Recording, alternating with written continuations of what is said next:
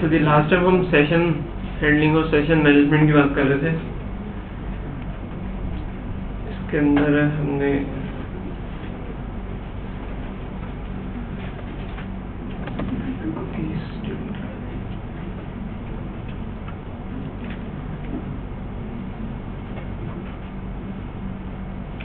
बात की थी कि हमारे पास जो है वो सेशन जो है वो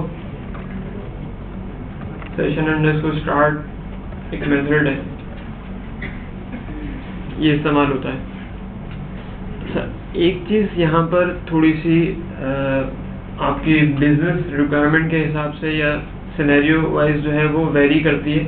हमने लास्ट टाइम सेशन जो पढ़ा था और उसकी जो लिमिट है वो ब्राउज़र के क्लोज होने तक है, यानी जो हम सेशन स्टार्ट कर रहे हैं, सेशन जो भी हम जनरेट कर रहे हैं, उसके बाद जो उस आईडीज को लेके और जितनी भी उसके बाद सेशन स्टार्ट करने के बाद जितनी भी कम्युनिकेशन क्लाइंट और सर्वर के दरमियान हो रही है, वो यूजिंग जो है वो आपकी सेशन आईडी हो रही है। ये बात हमने लास्ट टाइम की थी। दूसरी बात हमने ये की थी कि जो आपकी सेशन आईडी नेक्स्ट टाइम जब सर्वर ऑथेंटिकेट करता है वो आपकी कुकीज से रीड करता है। आपकी सेशन आईडी जो मेंटेन होती है वो कहाँ पर होती है? कुकीज के अंदर। कुकीज़ क्या होती हैं? आपके ब्राउज़र की एक टेम्परेरी यूँ कहने की स्टोरेज होती है, जो बहुत उसके टाइम पीरियड भी होता है, दूसरी लिमिटेड एक स्पेस होता है जहाँ पर आप अपना कोई डेटा रख सकते हैं। अच्छा, जब आप ब्राउज़र को क्लोज करते हैं तो आपका जो सेशन है जो जनरेट किया है आपने वो डिस्ट्रॉय हो जाता है, ख़त्म हो जाता है। अच्छा, यहाँ पर एक सिनेरियो ये है जो अक्सर आपको कभी इन फ्यूचर रिक्वायरमेंट आ सकती है। फॉर एग्जांपल, मेरे पास एक वेबसाइट है, उसके ऊपर रजिस्ट्रेशन का प्रोसेस है वो लेंदी है। फॉर एग्जांपल 4 to 5 स्टेप्स हैं या 7 स्टेप्स हैं या 6 स्टेप्स हैं या इवन 3 स्टेप्स हैं। ठीक है, रजिस्ट्रेशन के लिए आपके पास एक कस्टमर आया, कोई बंदा आया, ठीक है, उसने स्टेप 1 फिल किया। अच्छा, आपके पास नॉर्मली हम जब वेबसाइट की बात करते हैं तो हमारे पास ट्रैकिंग भी हो रही होती है। अगर आप ट्रैकिंग अपनी वेबसाइट, इवन यहाँ तक आप कैलकुलेट कर सकते हैं कि कस्टमर किस वेबसाइट से रीडायरेक्ट हो गया, या गूगल के थ्रू आया या कहाँ से आया या डायरेक्ट लैंड किया, उसके बाद उसने क्या क्या एक्टिविटीज़ परफॉर्म की। मतलब यहाँ तक की ट्रैकिंग और यहाँ तक कि आपको यूज़र का बिहेवियर तक आप नोट डाउन करना चाहें तो कर सकते हैं। अच्छा, जब आपने ये तमाम चीज़ें नोट डाउन कर रहे हैं, आपके पास एक और उसमें आप स्ट्रैट्स वगैरह उस पर कुछ अपनी बिजनेस लॉजिक को और इस तरह की चीज़ों को आप मैनिपुलेट करके चेंज भी करते हैं। आपके पास एक कस्टमर आया, आपकी वेबसाइट पर लैंड किया, उसके बाद उसने एक रजिस्ट्रेशन का प्रोसेस है उसको फुलफिल करना है, कंप्लीट करना है, या लेट्स सपोज कोई आपकी प्रोडक्ट परचेज करना है आपकी वेबसाइट के ऊपर, XYZ कोई भी आपकी प्रोडक्ट है उसको परचेज करने के लिए आपकी वेबसाइट पर लैंड किया। उसने रजिस्ट्रेशन के दरमियान पहला स्टेप भरा, फिर सेकंड स्टेप, थर्ड स्टेप पे जब वो आया तो वो किसी वजह से, अच्छा, फर्स्ट और सेकंड स्टेप पे उसने इन्फॉर्मेशन जो दी वो बिल्कुल सही दी, मतलब उसमें किसी किस्म की भी कोई गलती नहीं थी। मतलब अगर आप उसका डेटा व्यू करें तो आपको ऐसा नहीं होगा कि वो डमी वैल्यूज डाल रहा हो, ऐसे खेलने कूदने, मतलब उसने प्रॉपर इन्फॉर्मेशन दी। ठीक है, वो आपको कैसे पता चलेगा? जब आप उस इन्फॉर्मेशन को देखेंगे तो आपको पता चल जाएगा ये इन्फॉर्मेशन जो डाल रहा था ये बिल्कुल वैलिड है, यानी उसमें उसका नाम भी सही है, फ़ोन नंबर भी सही है, बाकी जो इन्फॉर्मेशन देता आ रहा है वो 1 और 2 स्टेप पे वो बिल्कुल सही है। थर्ड स्टेप पे क्या होता है? थर्ड स्टेप पे वो किसी भी वजह से आपके ब्राउज़र को क्लोज करके या बंद करके चला गया। ठीक है, तो अब आप ऐसे लोगों को पिच करना चाहते हैं, टारगेट करना चाहते हैं कि जिन्होंने आपके टोटल रजिस्ट्रेशन प्रोसेस था 3 स्टेप्स का, कौन से ऐसे लोग हैं जो 2 स्टेप तक सक्सेसफुली और सही इन्फॉर्मेशन देके आए लेकिन थर्ड स्टेप से आकर चले गए। हो सकता है आपका थर्ड स्टेप जो है वो चेकआउट हो, जहाँ पे आप क्रेडिट कार्ड की इन्फॉर्मेशन लेते हैं, वहाँ पे अक्सर लोग भाग जाते हैं। लेकिन हो सकता है कि ऐसा जेन्युइन बायर हो या जेन्युइन सप्लायर, वॉटएवर, जो भी आपका कस्टमर हो, क्लाइंट हो, जो उसने बिल्कुल प्रॉपर आपको इन्फॉर्मेशन दी, लेकिन थर्ड स्टेप पे आकर वो किसी भी वजह से, चले भले वो चेकआउट भी नहीं था, वो आप वहाँ से क्विट करके एग्जिट हो गया, मतलब वो एग्जिट हो गया, वहाँ से चला गया, मजीद फर्दर उसकी कोई एक्टिविटी आपको वेबसाइट पे मिली नहीं। तो अब आपका मैनेजर या आपका बॉस आपसे कहता है कि भाई मुझे ऐसे लोग निकाल के दो जो कि थर्ड स्टेप तक सही है, मतलब 1 और 2 स्टेप की इन्फॉर्मेशन उन्होंने सही थी, थर्ड स्टेप पे आके वो भाग कर चले गए। तो इसके लिए आप क्या करेंगे, क्या स्ट्रेटेजी रखेंगे, किस तरह से रखेंगे? अच्छा, एक तरीका तो इसमें ये होता है कि भाई आपने जब फर्स्ट स्टेप लिया उससे, तो आपने जो है वो उसकी इन्फॉर्मेशन फर्स्ट स्टेप की, जो भी आपने first name, last name, user name, ABCXYZ जो भी उससे इन्फॉर्मेशन फर्स्ट स्टेप पे ली थी, वो आपने फर्स्ट स्टेप पे ली, उसको उठा के आपने डेटाबेस में स्टोर कर दिया। दूसरे स्टेप पे है, आपने यहाँ पर अगेन क्या काम किया, सेकंड स्टेप की इन्फॉर्मेशन ली, जब उसने इसको फिल कर दिया तो आपने इसको उठाकर भी डेटाबेस में रख दिया। थर्ड स्टेप पे वो चला गया, तो अब आपका वो कंप्लीट कस्टमर तो बना नहीं, मतलब क्लाइंट तो बना नहीं आपका वो, ठीक है। तो आपने जो उसकी फर्स्ट और सेकंड स्टेप पे जो इन्फॉर्मेशन ली थी, वो अब आपके किसी काम की है, मतलब वो कंप्लीट उसने रजिस्ट्रेशन प्रोसेस किया नहीं, आपने फर्स्ट और सेकंड स्टेप की इन्फॉर्मेशन को उठाकर अपने डीबी में रख दिया। एक तो आपका डीबी पे लोड पड़ेगा, ठीक है, और वो इररेलेवेंट आपके, मतलब वो जो इन्फॉर्मेशन देगी गया वो आपके किसी काम की नहीं है। तो अब यहाँ पर भी क्या किया जाए, ठीक है। तो यहाँ पर पहले हम एक इस सिनेरियो को देख लेते हैं कि हमारे पास जहाँ मल्टीपल स्टेप्स होते हैं वहाँ पर हम वैल्यूज को किस तरह से मैनेज करते हैं। यहाँ पर जो है वो सेशन इस्तेमाल होता है, ठीक है।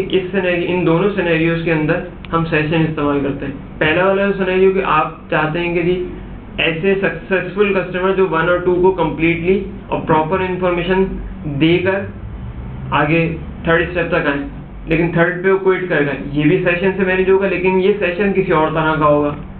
ये सेशन जो हम जनरेट करेंगे, ये सेशन जो हम इस्तेमाल करेंगे, इसकी टाइप डिफरेंट होगी, ठीक है। और एक जो मल्टीपल स्टेप्स के अंदर हम इंफॉर्मेशन ब्रेक करके कस्टमर से लेते हैं, ये भी सेशन ही मैनेज करेगा और ये टोटली डिफरेंट सेशन होंगे, ठीक है। इन दोनों सिनेरियोज को हम डिस्कस करते हैं और अभी इसको कोड भी कर लेते हैं। लास्ट टाइम हमने यहाँ तक बात की थी कि हम सिर्फ सेशन को स्टार्ट करते हैं और सेशन के बाद सेशन की जो आईडी है उसके थ्रू हमारी नेक्स्ट जितनी भी कम्युनिकेशन होती है वो इस प्रोसेस के थ्रू हो रही होती है,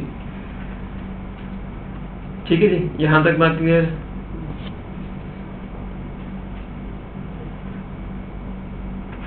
लास्ट में जो मोहतरमा बैठे हैं आगे आ जाए, सीट जगह खाली।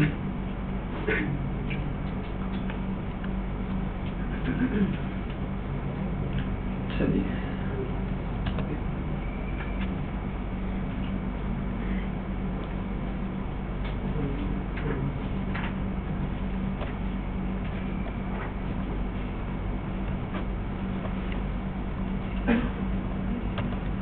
मैं एक फाइल बना रहा हूँ, मैंने इसको रखा है स्टेप 1। इसमें मैं एक फॉर्म जनरेट कर रहा हूँ, सिंपली फॉर्म का एक्शन में देता हूँ, स्टेप 2 दे देते हैं और मेथड जो है वो पोस्ट।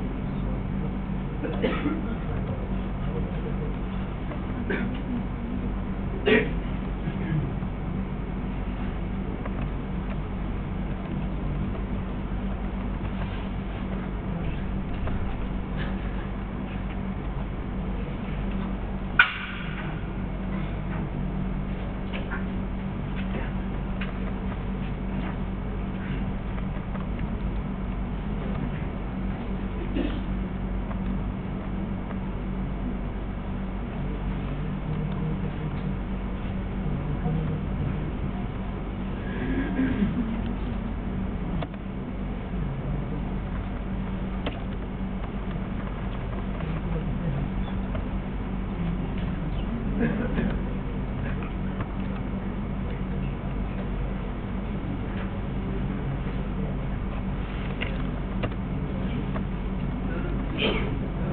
थोड़ा क्लियर नहीं हुआ कि वो कस्टमर को सर फोर्स करेंगे कि वो थर्ड स्टेप को कंप्लीट करे, उसके बाद फिर क्विट करे? नहीं। अच्छा, अभी हम मजीद क्लियर करते हैं, ऑब्जेक्टिव भी क्लियर कर लेते हैं।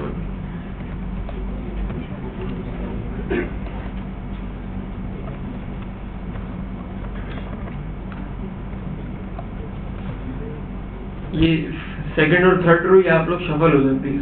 आप लोग आपस में ये अपना जो ग्रुप बनाया ना, आप लोग ब्रेक कर दें। अगर उठे और आपस में शफल हो जाए या आगे पीछे हो जाए, बड़ा मेहरबान, फौरन 1 मिनट। आप उठे जो बीच में बैठे, आप उठो, टी शर्ट पहना, आप उठो। ये येलो शर्ट वाले भाई आप पीछे से, और आप भी उठे, चेक में जो शर्ट पहन के बैठे, नहीं आपके बराबर, आप भी उठे, आप भी पीछे से, नहीं तुम आप पीछे जाओ, पीछे जाओ, आप भी नहीं, आप पीछे थे, और उधर आप भाई बैठे ना गले में चश्मे वाले, आप आगे आ जाए। अगर तो कोशिश करें तो यहाँ आ जाए मेरे पास, मजीद मेरे करीब आ जाए, इधर आ जाए आप, इधर ही।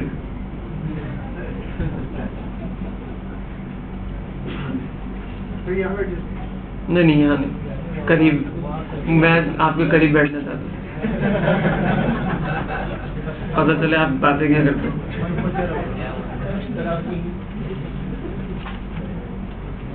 लेफ्ट पे चलिए, लेफ्ट पे जगह, लेफ्ट पे एक सीट खाली।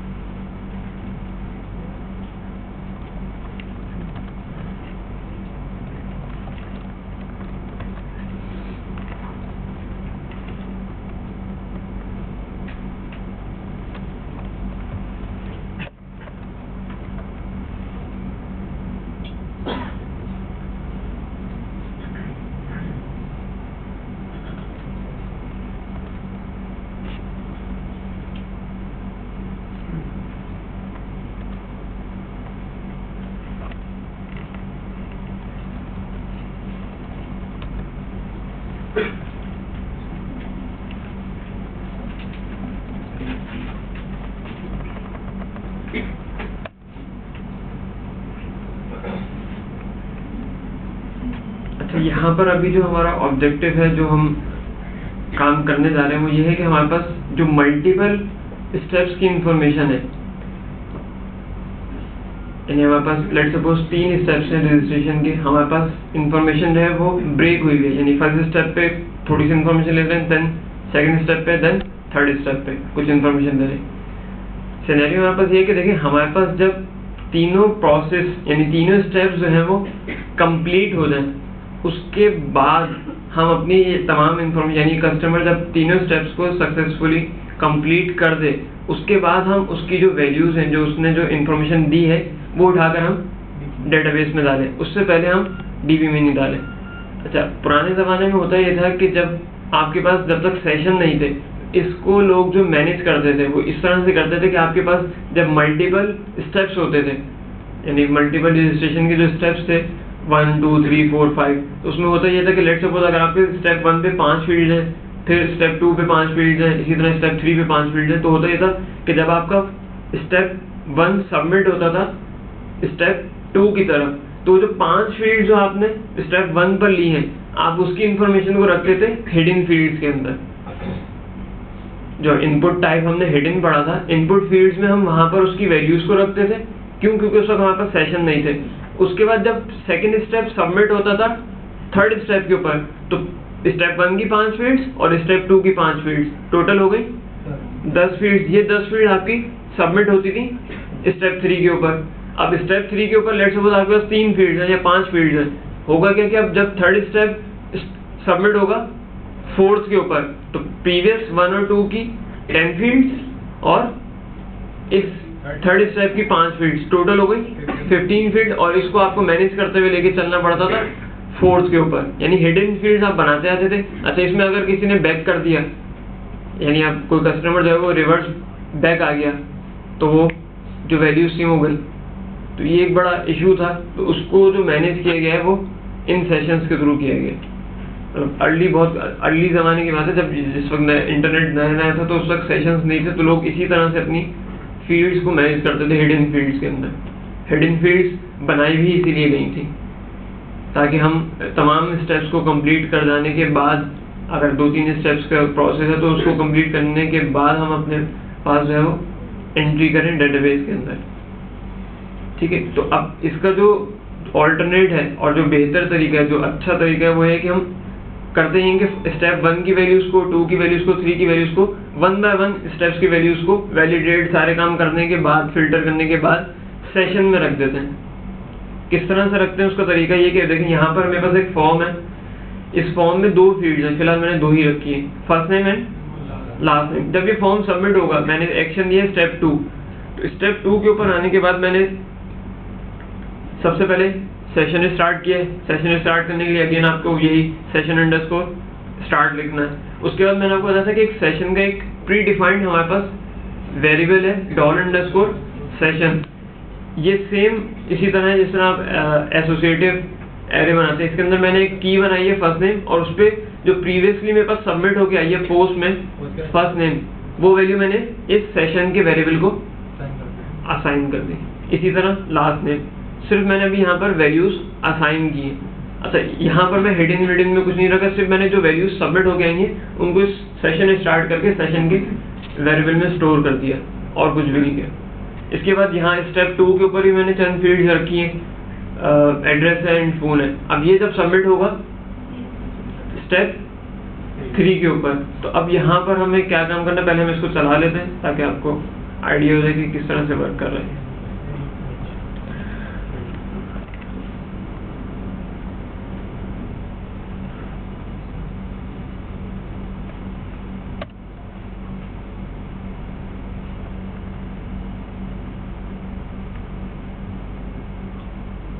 एक चीज यहाँ पर नोट कीजिए कि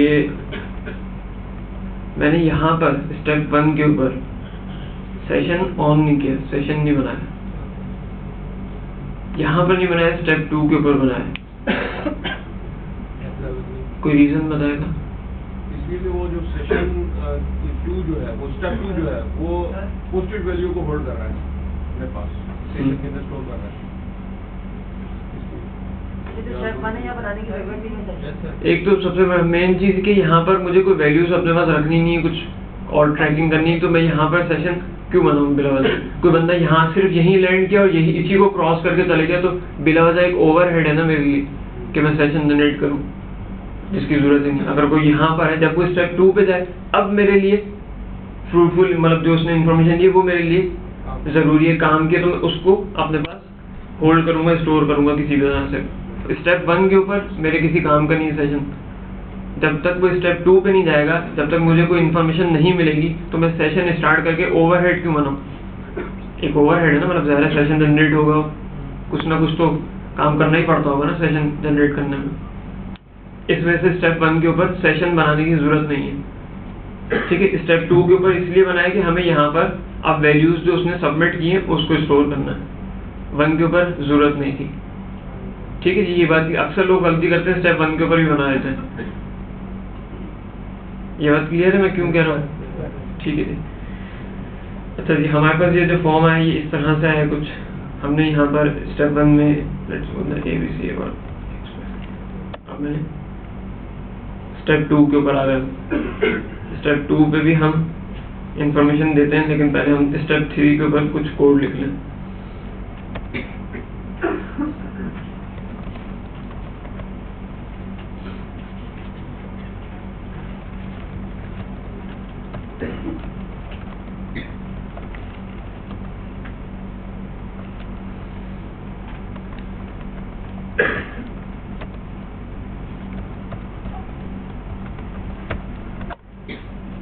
चलिए,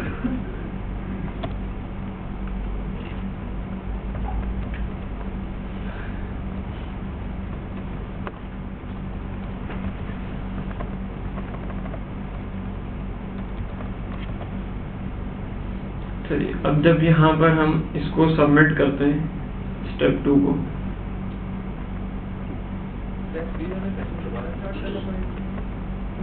रीजन बताया तो इसका लेना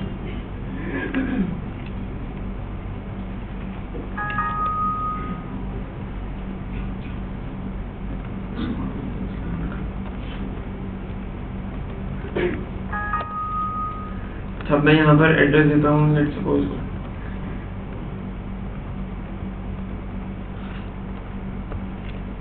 मैं स्टेप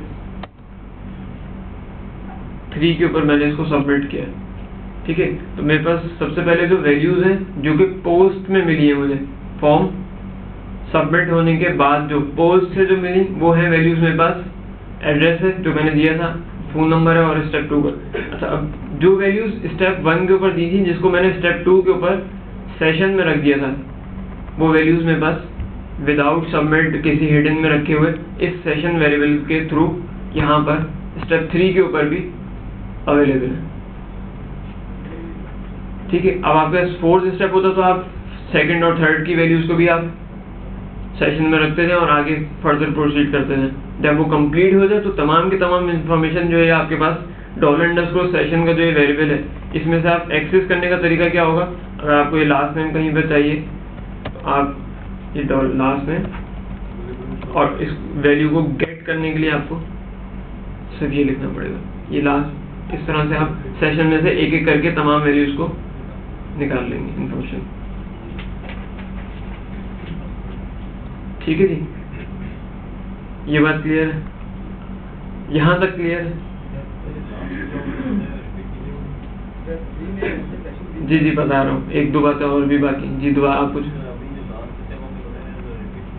लास्ट स्टेप ये वाला,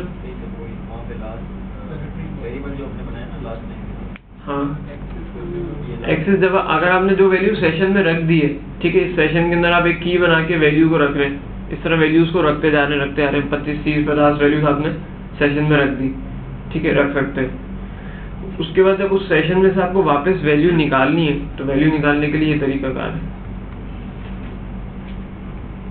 और अगर इस लास्ट नेम के वेरिएबल को जो फर्स्ट नेम का जो सेशन बना है इससे ऊपर रख दें तो फिर एक्सेस नहीं कर सकते, ठीक है। सॉरी, लास्ट नेम का जो सेशन बना है इससे ऊपर रखेंगे तो एक्सेस नहीं कर सकते। ऊपर रख दे मतलब कहाँ रख दो, इसको कट करके दोनों को मिल जाए, आप बताएं मिल जाएगी? नहीं मिलेगी।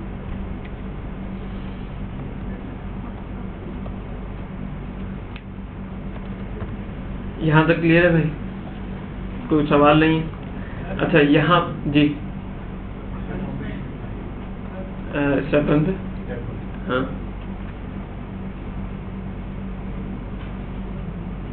जी। इसमें कोई ड्रॉबैक है सर इस तरह करने से, सेशन में स्टोर करने से? क्योंकि सर मुख्तलिफ वेबसाइट पे जब हम डोमेन परचेज करते हैं तो वो हमें अपनी इंफॉर्मेशन भी दिखाता है कि आपका क्रेडिट कार्ड नंबर ये उसके साथ डायरेक्ट और आकर में और डिजिट भी होते हैं, तो वो तो रिप्लेस हो जाते हैं, लेकिन फिर भी हैकर निकाल लेते हैं कार्ड नंबर। वो सेशन का मसला थोड़ी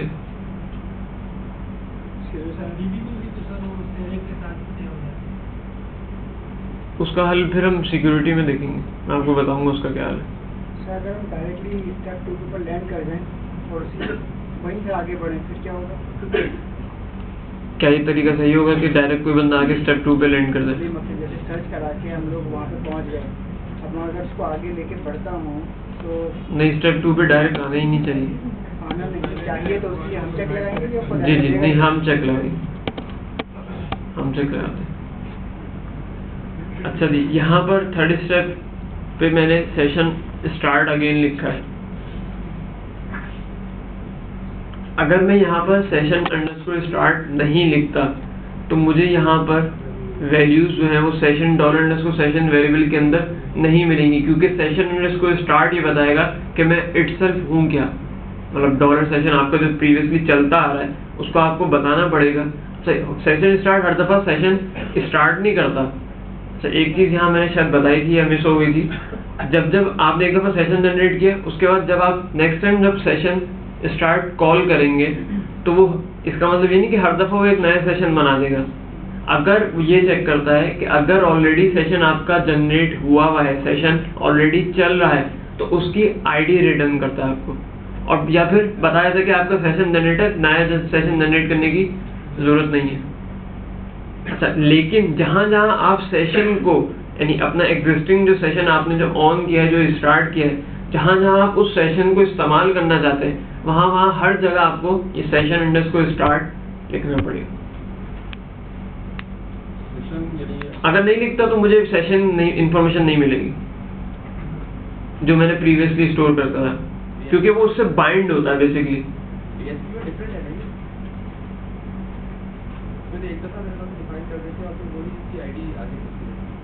लेकिन उसके अंदर भी हम ये मेंशन नहीं करते, लेकिन ये कि वो जो मैनेज कर रहा होता है वो भी सेशन आईडी जो है वो कुकीज से ही उठा रहा होता है। ASP में भी यही काम होता है, JS में भी यही काम होता है।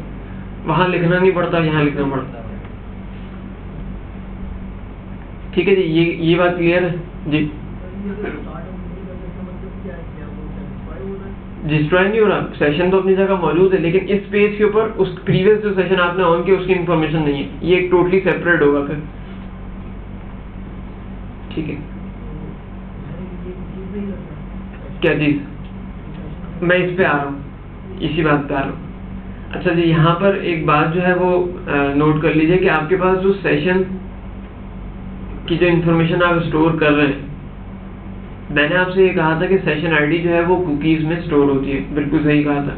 लेकिन जितने भी वेरिएबल्स आप सेशन के अंदर रखते हैं, जिस तरह मैंने यहाँ स्टेप 2 के ऊपर जो वैल्यूज जो है वो सेशन वेरिएबल के अंदर स्टोर किए, फर्स्ट नेम और लास्ट नेम, इसी तरह अगर मैं और जितनी भी वैल्यूज सेशन के अंदर रखूं, सवाए सेशन आईडी के कोई और वैल्यू कुकीज में स्टोर नहीं होती, सिर्फ सेशन आईडी कुकीज में स्टोर होती है। इसके अलावा कोई भी वैल्यू आप 1000 वैल्यूज रख लें, वो कुकीज में स्टोर नहीं होती है, वो डायरेक्ट सर्वर अपने पास मेंटेन करता है, सर्वर पे मेंटेन होती है। जितनी भी वैल्यूज होती हैं वो तमाम की तमाम सर्वर पे मेंटेन होती हैं। अब कोई वैल्यू कुकीज में नहीं आएगी।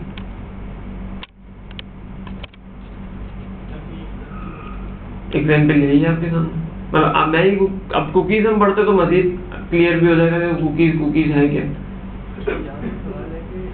मेरी वेबसाइट के ऊपर 50 लोग आके काम कर रहे हैं जी जी, इसका मतलब 50 सेशन बने, बिल्कुल, यानी कि 50 सेशन के एरेज बन रहे हैं। हाँ, तो क्या ये मल्टी डायमेंशनल एरे है विद रिस्पेक्ट टू आईडी?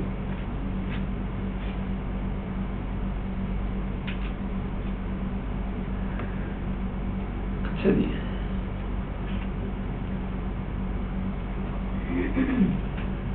अब हम आते हैं, ये तो एक सिनेरियो था जो हमने डिस्कस कर लिया, और ये सेशन की एक इम्प्लीमेंटेशन थी।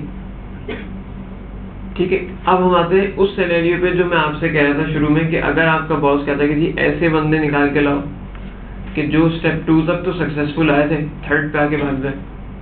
तो अब यहाँ पर अगर मैं, जब ये सेशन मेरा चल रहा है, मैं ब्राउजर को कट कर दूं, यहाँ से क्लोज कर दूं, तो ये जो इंफॉर्मेशन थी ये खत्म हो जाएगी, सेशन खत्म। दूसरी चीज ये कि इसके क्लोज के ऊपर जो सेशन की जो वैल्यूज सर्वर में मेंटेन हो रही, उसको मैंने कहीं स्टोर तो नहीं किया था, वो तो सर्वर अपने एंड पे अपने तौर पे अपाची उसको मैनेज कर रहा था।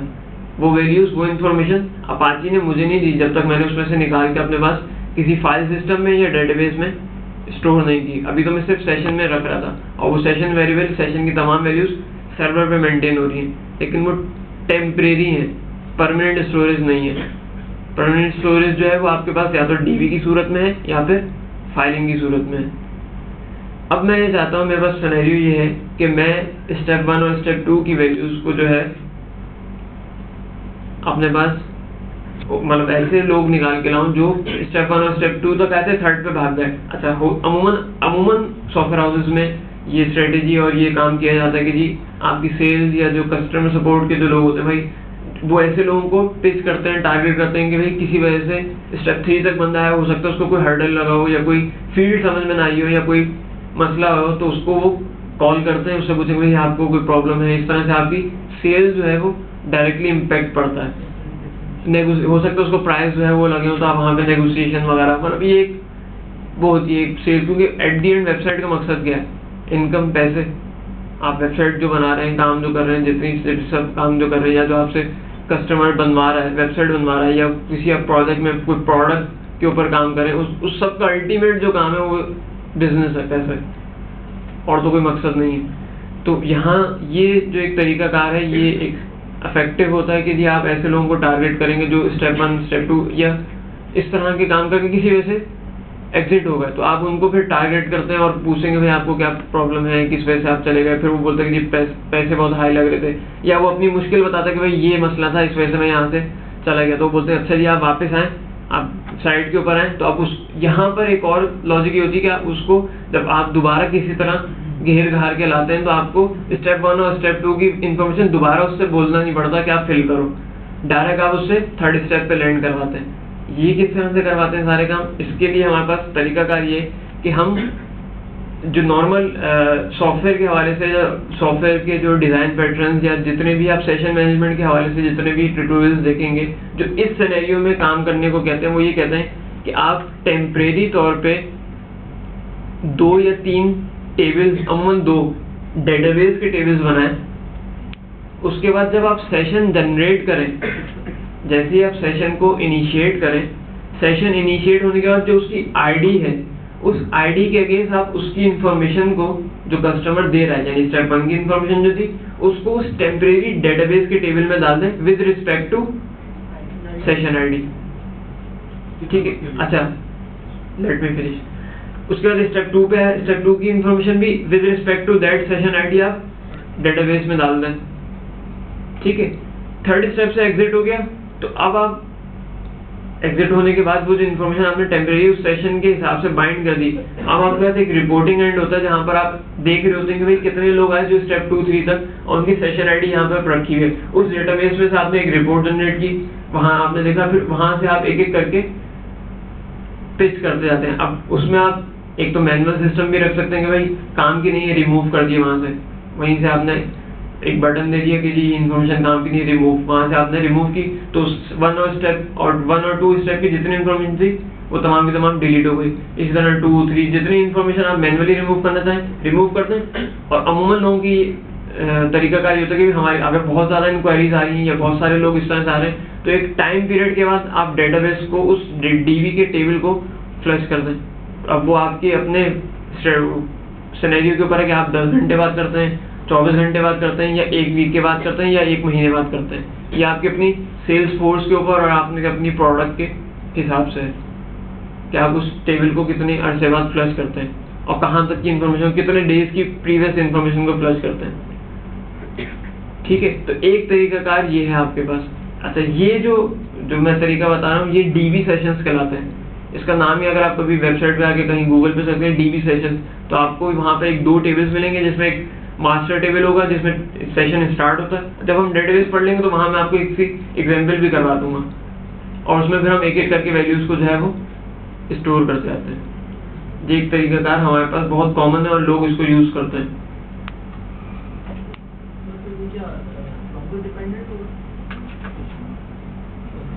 नहीं, अच्छा अब देखिए यहाँ पर आप स्टेप 1 की इन्फॉर्मेशन जब उसने दी तो आपने उठाकर डीवी के टेम्परेरी टेबल में रखी थी,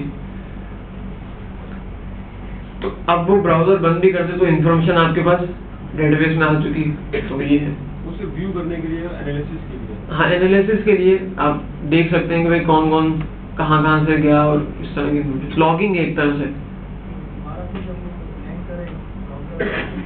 वो थोड़ी सी आपकी प्रोग्रामिंग है, वो फिर आप उसको उस सेशन आईडी के साथ दोबारा बाइंड कराते हैं। हाँ, सेम सेशन आईडी के ऊपर दोबारा उसको उस पेज के ऊपर भेजते हैं। वो थोड़ी सी आपकी प्रोग्रामिंग की लॉजिक होती है। जी, ये किस तरह चलता है जब दोबारा ब्राउज कर रहे हैं तो इसको कौन सा सेशन आईडी पहले मिला था उसके साथ बाइंड करें? तो सेम तो नहीं मिलेगा ना उसको दोबारा? सेम नहीं मिले, लेकिन आप जब 3rd स्टेप के ऊपर आकर वो आपके हाथ में होते हैं, मैं बता दूंगा। आप एक जरूर अगर वो सेशन आईडी नहीं, आप अपनी एक आईडी जनरेट करके उसको उसके हिसाब से बाइंड कर दें, लेकिन हम उस सेशन आईडी को भी रिस्टोर किया जा सकता है। जी, बता दूंगा मैं। हाँ, हाँ बिल्कुल। क्लिक करते हैं तो उससे कोई जी हाँ जी हाँ, उसमें सेशन आईडी लगी हुई होती है। लेकिन सर उसमें वो जो उसका प्रीवियस यूजर नेम होता है उससे लॉगिन करना पड़ता है। ये तो फिर ताकि वेरीफाई भी तो कर ले, कोई भी आ जाए फिर तो। सर अगर वो लिंक किसी और ने गेट कर लिया तो गेट कर लिए, लिंक गेट कर ले, लेकिन आप जो कह रहे हैं लॉगिन करवाते हैं, तो लॉगिन अगेन लॉगिन इसलिए कराते हैं ना कि वेरीफाई हो जाए, ऑथराइज हो जाए। तो ये लिंक तो उसकी ईमेल आईडी पे भेजते हैं ना। जी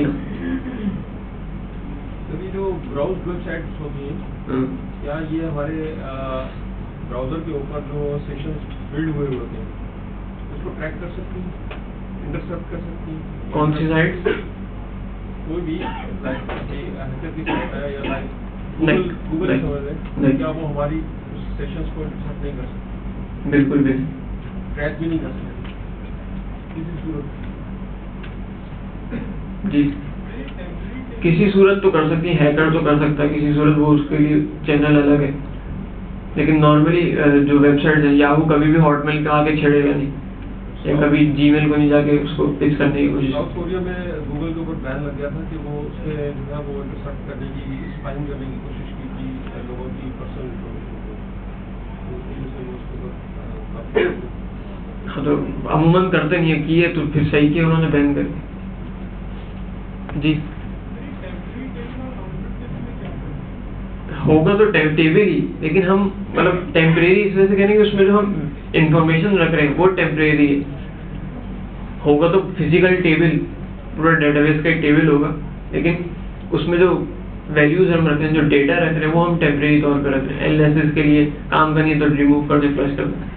लेकिन सर एक फिर सवाल ये है कि जो गूगल एडसेंस हमारे पास ओपन होती है वो भी कॉन्टेक्चुअल बेस के ऊपर होती है, बिहेवियर बेस पे। हम जिस वेबसाइट को देख रहे होते हैं आमतौर पर नेक्स्ट वेबसाइट ऐसी खोल रहे हैं जिसमें एडसेंस चल रहे हैं, तो वो जो वेबसाइट्स पहले ओपन की होती हैं उसकी मुताबिक जो है वो एडसेंस ओपन हो रहे होते हैं।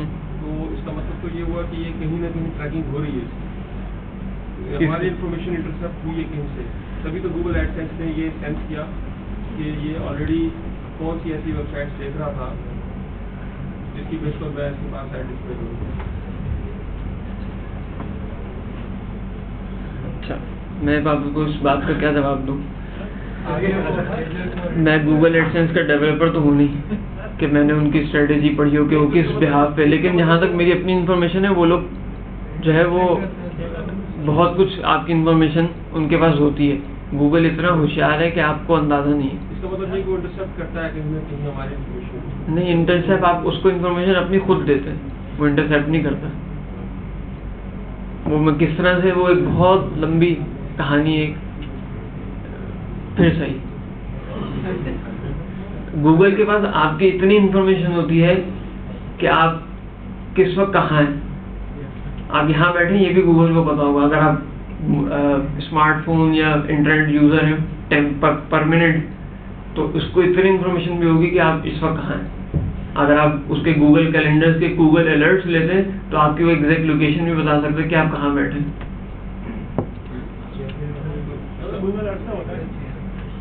गूगल अलर्ट्स होता है, अगर आप गूगल कैलेंडर पे अपना मोबाइल नंबर आके अलर्ट्स ऑन करें तो मोबाइल से कंपनीज आपको आपकी लोकेशन बता देती हैं। लेकिन सर इसका मतलब तो ये हुआ ना कि ये और बैकएंड पे सब कनेक्टेड है आपस में। इंटरसेप्ट कर रहा है।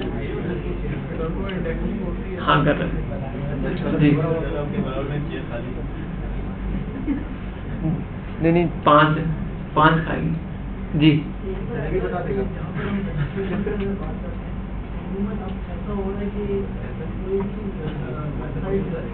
एक मिनट खामोश हो जी।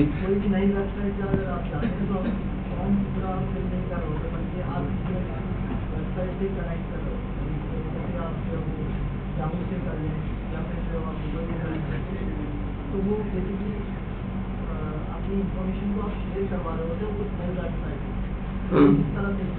ये याहू गूगल वगैरह ने अपनी एपीआई दी हुई है कि आप उनकी लॉगिन आईडीज को वहाँ यूज कर लें। ये हॉटमेल, याहू, ये जो गूगल है, इन्होंने अपनी इस यूजर की जो ये जो इन्फॉर्मेशन है इसको पब्लिक किया हुआ है, उसको आप एपीआई के थ्रू जो है वो कॉल करके एक्सेस कर सकते हैं। मतलब आप कोई और वेबसाइट पे वो कहते हैं कि भाई आप याहू का अपना लॉगिन यूज कर लें, अक्सर याहू या जीमेल या हॉटमेल का लॉगिन यूज कर लें, ठीक है, या फेसबुक लॉगिन यूज कर लें, XYZ इस तरह की, तो इन्होंने अपनी ये वाली जो इन्फॉर्मेशन है इसको पब्लिक API के थ्रू पब्लिक किया हुआ है। बाज पेड भी देते हैं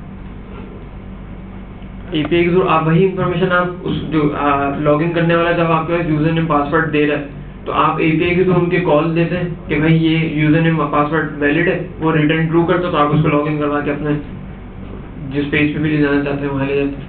हमारी वेबसाइट नहीं बल्कि अभी हमारी इन्फॉर्मेशन हाँ, वो ज़ाहिर है जब वो आते तो फिर वो इन्फॉर्मेशन भी उठा लेते हैं, पब्लिक किया उन्होंने इन्फॉर्मेशन भी दे देते हैं। लेकिन वहाँ पर आप लॉगिन भी खुद कर रहे हैं तो वो इन्फॉर्मेशन उठाते हैं ना, आप नहीं करें, आप नया किसी और तरीके से कर लें। जब आप लॉगिन करते हैं तो फिर वो सारी इन्फॉर्मेशन को क्या वो दे देता है ये लोग। लेकिन इसमें डीलिंग होती है, मतलब जब आप कभी भी ऐसा काम कर रहे हैं बकायदा पेड होता है गालिबन।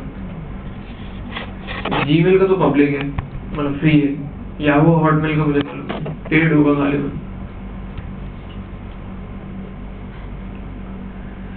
जी कोई क्वेश्चन? बस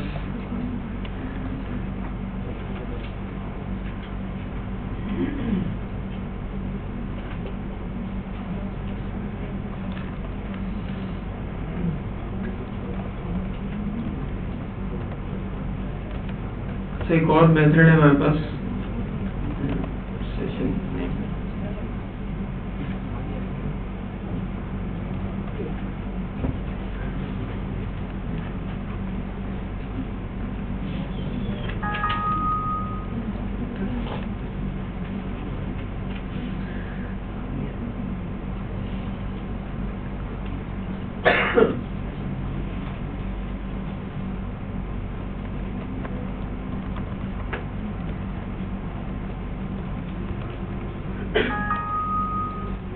सेशन नेम जो है ये आपको जितना सेशन आईडी था सेशन आईडी रिटर्न करा था, और सेशन अंडरस्कोर नेम जो है इस सेशन का आपको फिलहाल जो नाम रिटर्न करा हुआ है PHP सेशन आईडी SESSID।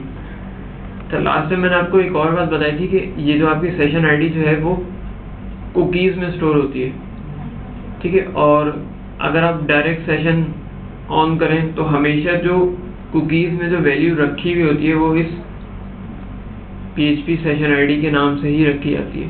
तो ये बहुत कॉमन हो जाता है और हैकर्स के लिए आसान हो जाता है आपकी सेशन आईडी को ट्रैक करना, हैक करना। तो इसके लिए अमूमन जो एक कॉमन प्रैक्टिस ये भी है कि हम सेशन का नाम चेंज कर देते हैं, ठीक है। उसके लिए हमारे पास मैंने आपको बताया था कि अगर आपको कॉन्फ़िगरेशन चेंज करना है तो INI सेट एक मेथड है, इसमें आप 2 पैरामीटर्स देते हैं, कॉन्फ़िगरेशन का नाम जिसको आप चेंज करने जा रहे हैं, यानी उस पर्टिकुलर एट्रीब्यूट की या सेशन के उस वैल्यू की जिसको आप चेंज करना चाह रहे हैं उसका नाम, यानी जो उसका नेम है, और उसके बाद उसकी वैल्यू नेक्स्ट जो होती है उसकी वैल्यू। तो अगर आपको सेशन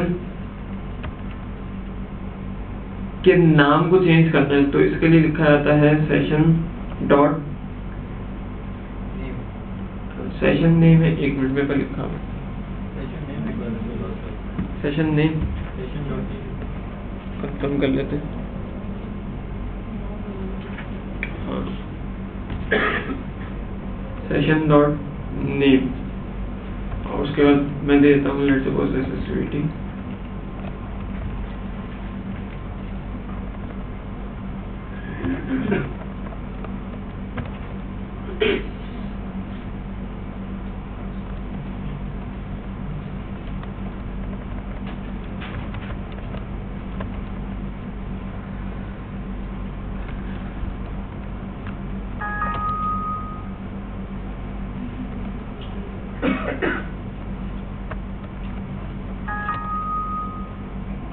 ठीक है जी। तो हमने अब जो है वो सेशन का जो नाम है वो चेंज कर दिया। पहले हमारे पास जो इस लाइन पे जो रिजल्ट आ रहा है वो सेशन नेम जो जिसका डिफॉल्ट नेम है, उसके बाद मैंने ये INI सेट को यूज करते हुए सेशन डॉट नेम इसका नाम जो है वो चेंज कर ये रख दिया, बल्कि हाँ। और उसके बाद जब मैं इसको दोबारा डिस्प्ले कर रहा हूँ तो मेरे पास अब जो सेशन आ रहा है, सेशन का जो नाम आ रहा है वो जो इसका नया नाम रखा है वो आ रहा है SSVT_session ID। ठीक है जी। तो ये भी एक कॉमन प्रैक्टिस है हमारी, इसको भी हम रखते हैं अपने पास। तो इस चीज़ का भी ख्याल रखिएगा कि जब जहाँ आप सेशन ब्राउज़र सेशन इस्तेमाल, अब मैं इसको कह रहा हूँ ब्राउज़र सेशन, एक अभी हमने देखा डीवी सेशन, ये जो है ये ब्राउज़र सेशन कहलाएगा, जिसमें आपकी तमाम वैल्यूज है वो ब्राउज़र पे मेंटेन हो रही है, सिर्फ नाम, और बाकी तमाम वैल्यूज हैं वो सर्वर पे मेंटेन हो रही है जो आप उसमें ऐड कर रहे हैं। ठीक है जी। जी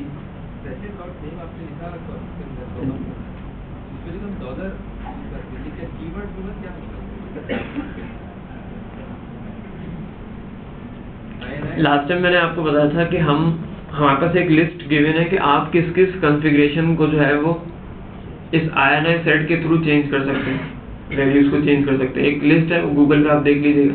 तो इसके अंदर ये इस तरह की बहुत सारी वैल्यूज हैं जिसको आप मॉडिफाई कर सकते हैं, और ये कॉन्फ़िगरेशन चेंज है इसका। ठीक है, तो ये इसको स्ट्रिंग में ही दिया जाता है। नहीं, ये कॉन्फ़िगरेशन है, इसको हम कॉन्फ़िगरेशन ही बोलेंगे, और कॉन्फ़िगरेशन के किस एट्रीब्यूट की वैल्यू को आप चेंज कर रहे हैं वो आप यहाँ पर session.name, जी आज उसकी वैल्यू। जी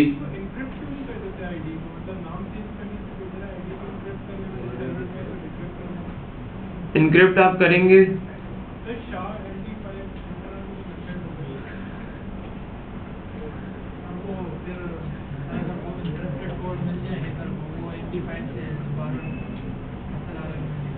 MD5 से, हाँ ब्रूट फोर्स के थ्रू।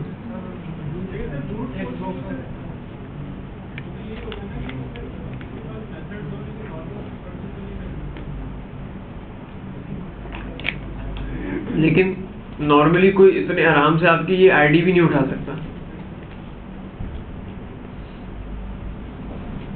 खैर कुछ चीज़ें मैं जानबूझ के रोक रहा हूँ, जो हम इंशाल्लाह जब हम सिक्योरिटी के पॉइंट ऑफ व्यू से कुछ चीज़ें देखेंगे। अभी तो हमने बहुत सारी चीज़ें हमने सिक्योरिटी पॉइंट ऑफ व्यू से देखी ही नहीं है। मतलब ये जो हम जितने भी आज तक स्क्रिप्ट लिखे हैं, ये तो बहुत आराम से कोई भी वायलेट करके बाईपास करके निकल सकता है। बहुत सारी चीज़ें अभी हमने नहीं देखी जो purely security point of views हैं, इंशाल्लाह हम देखेंगे। अच्छा, यहाँ पर एक और कोई सवाल? हाँ, एक और चीज़ है, हम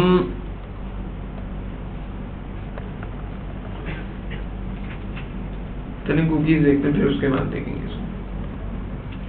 कुकीज़ है वो बहुत आसान सा और एक बहुत छोटा सा टॉपिक है।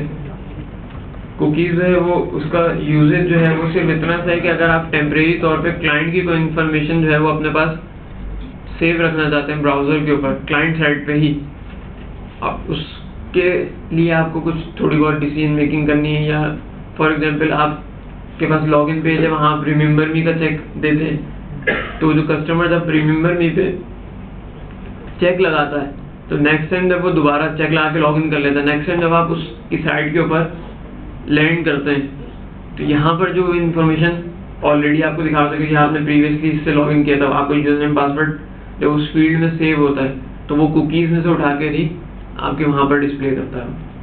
तो इस तरह की इन्फॉर्मेशन, या जो मैं भी आपको प्रीवियसली बता रहा था कि आपके पास जो इन्फॉर्मेशन जो है वो हम स्टेप 1 2 के ऊपर लाने के बाद जब क्रॉस करके जब वो चला गया तो दोबारा हम कहते हैं कि भाई आप दोबारा इस URL के ऊपर क्लिक करें तो आप दोबारा लैंड कर देंगे अपने स्टेप नंबर 3 के ऊपर। तो ये स्टेप्स की इन्फॉर्मेशन कि भाई वो लास्ट टाइम किस स्टेप तक आ चुका था, स्टेप 1 पे था, 2 पे था, 3 पे था, इस इन्फॉर्मेशन को भी हम कुकीज़ में स्टोर कर सकते हैं। सिर्फ स्टेप्स की इन्फॉर्मेशन, सिर्फ स्टेप के किस स्टेप पे था, और उसकी सेशन आईडी को भी हम, एक तो ऑलरेडी सेशन अंडरस्कोर स्टार्ट की वजह से होती कुकी के अंदर है, लेकिन आप खुद से भी उसकी उस सेशन आईडी को किसी और नाम से सेशन के अंदर कुकीज़ में स्टोर कर देते हैं।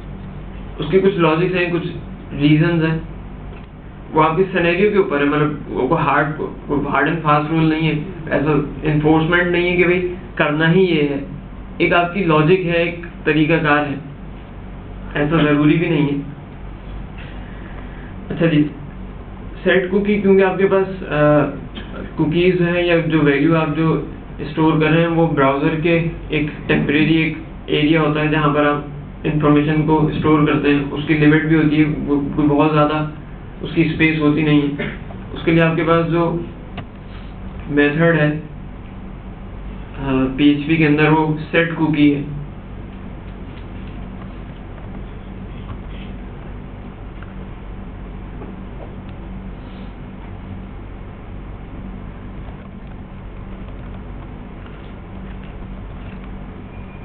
इसमें तीन पैरामीटर्स दिए जाते हैं नॉर्मली। एक उसका वेरिएबल का नाम, उसके बाद उसकी वैल्यू, और तीसरी चीज जो दी जाती है इसके अंदर वो टाइम दिया जाता है। ठीक है, तीन चीजें इसके अंदर हमारे पास सेट कुकी के मेथड के अंदर अवेलेबल है। एक तो सबसे पहले उस वेरिएबल का नाम, जो आप सेशन में जो वैल्यू रख रहे हैं उसका नाम क्या होगा, उसके बाद उसकी वैल्यू, और थर्ड चीज जो है वो टाइम है, यानी ये कुकी कितने देर बाद, कितने टाइम बाद एक्सपायर हो जाए, ये ऑटोमेटिकली डिलीट हो जाए, रिमूव हो जाए। ठीक है जी। हम एक काम, अच्छा यहाँ पर पहले हम एक काम करते हैं, सिंपल सा इसको चला के देख लेते हैं, उसके बाद मजीद आगे चलते हैं। मैं रखता हूँ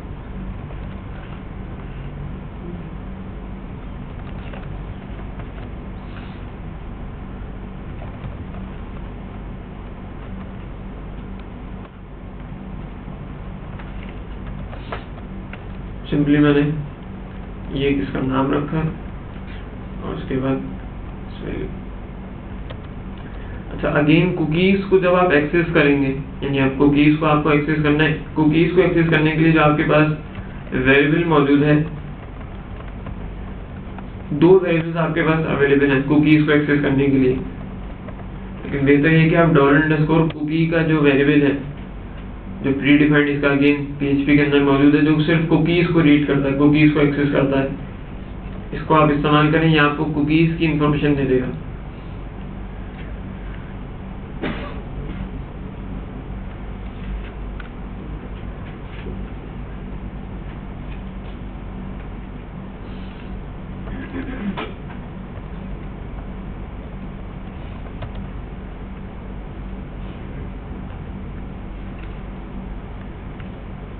ठीक है जी। अच्छा, यहाँ पर आपको दो वैल्यूज नजर आ रही होंगी, एक तो अगेन वही सेशन आईडी है आपके पास, और दूसरी जो वैल्यू मैंने अभी यहाँ पर सेट की है कुकीज के अंदर, वो भी यहाँ पर अवेलेबल है।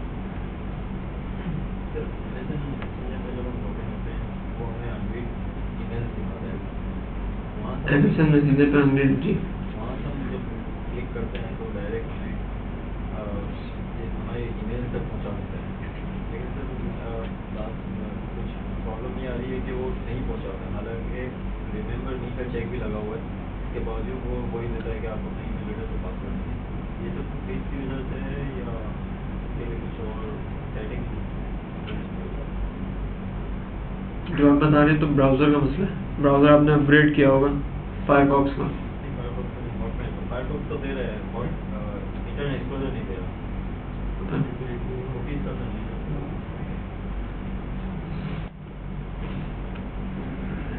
ठीक है जी, ये आपके पास जो है बहुत सिंपल सा सेट कुकी का जो मेथड है। तो यहाँ पर एक चीज़ का सिर्फ हमें ये ख्याल ये रखना होता है कि आप जब अपनी कोई ऐसी इंफॉर्मेशन, लेट्स सपोज मैं अगर यूजर नेम और पासवर्ड कुकीज में स्टोर कर रहा हूँ, आप एक से ज़्यादा वैल्यूज भी रख सकते हैं। यहाँ पे तो मैंने सिर्फ एक वैल्यू रखी है, आप चाहें यहाँ पर 20-25 जितनी मर्जी वैल्यूज रखना चाहें वो आप वैल्यूज रख सकते हैं। एक और वैल्यू रखना चाहें आप यहाँ पर एक और वैल्यू रख लें।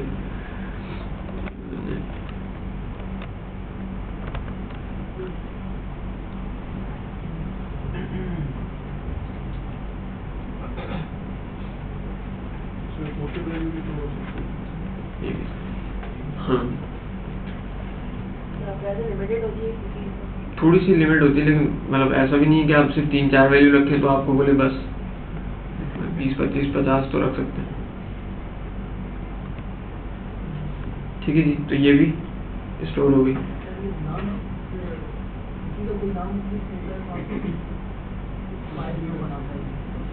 फाइल बनाता है, मतलब सवाल समझा नहीं मैं।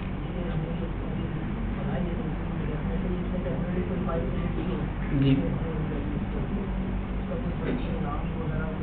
गेट के साथ और फाइल URL के साथ, फाइल के साथ कुछ मिला के बड़ा सा नाम रखता है। हमने यहाँ पर जो टाइम फाइल में हमने जो दिया था वो हर वैल्यू के साथ होगा, तो क्या फाइल जब होगी तो फाइल को डिलीट करता है या वैल्यूज को डिलीट करता है।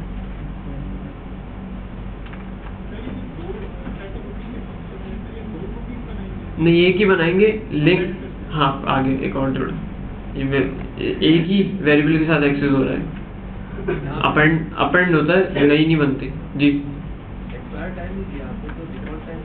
अब ये तो फिर अनलिमिटेड है, हाँ, लेकिन वो अब कॉन्फ़िगरेशन में कुछ सेट हुआ होगा, मैं ख्याल 24 घंटे या 25 घंटे कॉन्फ़िगरेशन। अगर मैं खुद से सेट नहीं कर रहा तो जो उसकी कॉन्फ़िगरेशन में डिफाइंड है डिफ़ॉल्ट टाइम कुकीज़ का एक्सपायर होने का, वो स्टोर होगा, ठीक है। हाँ, उसको भी चेंज आप INI सेट के थ्रू कर सकते हैं। मैं उस पे आ रहा हूँ, पासवर्ड पे आ रहा हूँ। पासवर्ड इस तरह से नहीं रखेंगे जी। लास्ट सेकंड्स जी, जो टाइम दिया जाएगा वो सेकंड्स में दिया जाएगा। अमूमन लोग जो लिखते हैं, मैं आपको बताया तो लिखते हैं टाइम, ये आपको करंट टाइम रिटर्न करता है, इसके बाद मल्टीप्लाई करता है। लेट्स सपोज मुझे 1 घंटे के लिए रखना है तो मल्टीप्लाई हुआ है दिस, ठीक है। ये अब 1 घंटे तक ये आपकी जो कुकी स्टोर होगी वो 1 घंटे के लिए होगी, करंट टाइम में मल्टीप्लाई कर रहा।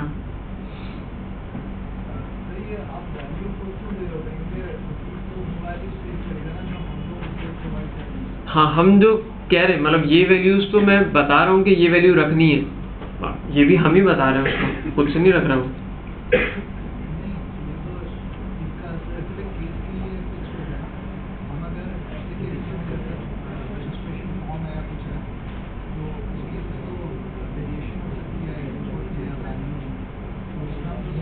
कुकीज़ मैंने अभी आपको शुरू में कहा था, कुकीज़ कहाँ होती है और ब्राउज़र कहाँ होगा? क्लाइंट एंड पे, सर्वर एंड पे। तो हर क्लाइंट के अपनी कुकीज़ मेंटेन हो रही होंगी और उसका अपना ब्राउज़र है, उसके अपने पीसी के ऊपर अपनी कुकीज़ मेंटेन हो रही हैं। अगर 100 लोग हैं तो 100 डिफरेंट पीसीज हैं और 100 डिफरेंट कुकीज़ हैं जो कि मेंटेन हो रही हैं उसके अपनी मशीन पे। सर्वर का इससे कोई ताल्लुक नहीं। सर्वर के लिए सिर्फ इतना इम्पोर्टेंट है कि वो इस कुकीज़ के थ्रू आपकी उस कुकी को जाके रीड कर लेता है जो उसने खुद सेट की है। ऐसा नहीं है कि वो हर एक की पढ़ लेगा। कुकीज़ जो है वो इनएक्टिव होती है सिस्टम में किस टाइम? यानी ब्राउज़र बंद है तो हाँ, ब्राउज़र ओपन होने पर फिर टाइम कैलकुलेट होगा। ये प्रीवियस टाइम की कैलकुलेशन कैसे रखेगा कि प्रीवियस टाइम क्या था? टाइम स्टैम्प लगाता है आपके पास? जी, मैं ये बताया ना, ये टाइम, इसके लिए जो ये टाइम आप रख रहे हैं उसके 1 घंटे के लिए ये इसने अपने आपने इसकी जो मैंने कोई वैल्यू नहीं दी थी टाइम की, तो जो इसका डिफ़ॉल्ट टाइम था इसने उसके हिसाब से इन वैल्यूज़ को स्टोर कर दिया। जब मैंने टाइम डिफाइन कर दिया तो उस वक्त के हिसाब से 1 घंटे बाद ये डिलीट कर दे। अब आप पीसी शट डाउन कर दें, नेक्स्ट टाइम जैसे ही ऑन होगा तो टाइम, तो क्योंकि आप टाइम स्टैम्प दे चुके थे, वो इन्फॉर्मेशन उसी वक्त उसने अपने पास एक फाइल में रीड कर लिया, नोट कर लिया। जैसे आपने दोबारा ब्राउज़र या पीसी ऑन किया, उसने देखा कि भाई ये मुझे डिलीट करना था, वो डिलीट कर देगा। ये ब्राउज़र अपने पास मेंटेन करता है, फायरफॉक्स आई सब में ये फंक्शनलिटी है, अपने हमें नहीं करना पड़ता। की बात है सर, लोग सर लिंक दे देते हैं, इस लिंक पे क्लिक करें और है कोई रहता था सर, कोई दूसरी वेबसाइट कर सकते हैं? हाँ बिल्कुल कर सकते हैं। वो ये 2-3 तरीके, बल्कि काफ़ी सारे तरीके। ऐसा भी होता था कि भी आपने ईमेल खोली और आपका पासवर्ड हैक हो गया, ऐसा भी होता था ना। वो क्या तरीके थे उसको हम सब डिस्कस करेंगे इंशाल्लाह, अभी नहीं बात। अटेंडेंस किसी की अगर रह गई है तो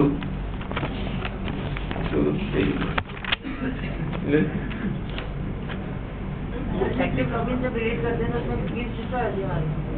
तो कुकीज़ का अलग से ऑप्शन जो आता है, तो कुकीज़ डिलीट करने का बोलते हैं, पूछता है तो हम करता ना। जैसे जब फायरफॉक्स में क्लियर हिस्ट्री में जाते हैं एक्टिव लॉगिन कैश और उसमें कुकीज़ भी आते हैं। हाँ, तो फिर एक्टिव लॉगिन जब हम क्लियर करते हैं तो उसमें कुकीज़ तो डिलीट करते हैं, तो इंस्टेंट कुकीज़ में फिर क्या होता है? बाकी इन्फॉर्मेशन होती होगी, कुछ और होता होगा जो उसने रखा होगा साइट से रिलेटेड, वो इतना कोई इतना इशू नहीं है। बिल्कुल कर सकती है। अच्छा, यहाँ पर एक चीज़, एक और मसला है, वो ये कि जिस तरह मैं अभी तक यहाँ पर जो है वो प्लेन टेक्स्ट के अंदर मैंने अभी वैल्यूज रखी है। लेट्स सपोज अगर आपको पासवर्ड भी स्टोर करना है ठीक है, तो हमारे पास अगर मैं पासवर्ड को जो है वो MD5 या SHA 1 या 2 या 3 या कोई और एल्गोरिथम या हैशिंग एल्गोरिथम यूज करते हुए अपने पासवर्ड को इनक्रिप्ट कर दूं, रिपीट कर रहा हूं मैं, अगर मैं पासवर्ड की इंफॉर्मेशन भी कुकीज में ही रखना चाहता हूं और लोग रखते हैं, लेकिन अगर मैं यहाँ पर हैशिंग एल्गोरिथम इस्तेमाल करूँ, लेट्स से MD5 या कोई और, तो ये वन वे फंक्शंस कहलाते हैं। MD5 जो है वो वन वे फंक्शन है, यानी कि मैं MD5 एक हैशिंग एल्गोरिथम है, करिए मैं आपको थोड़ा सा इसका ओवरव्यू दे देता हूँ, इंट्रोडक्शन देता हूँ, यूँ कहना एक नई फाइल ले लेते हैं।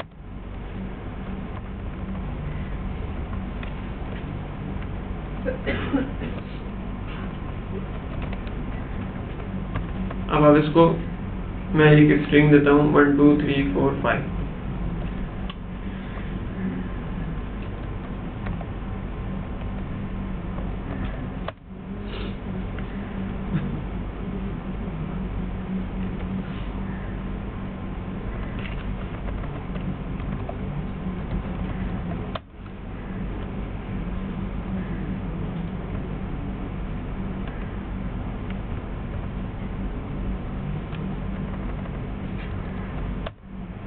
तो ये इसने जो इसका एक हैश जनरेट किया है 1 2 3 4 5 6 का 5 का। अच्छा, ये जितनी दफ़ा 1 2 3 4 5 आएगा, ये हर दफ़ा जो इसका जो हैश जनरेट हो रहा है वही सेम ही है, ऐसा नहीं है कि हर दफ़ा इसको चेंज कर देगा।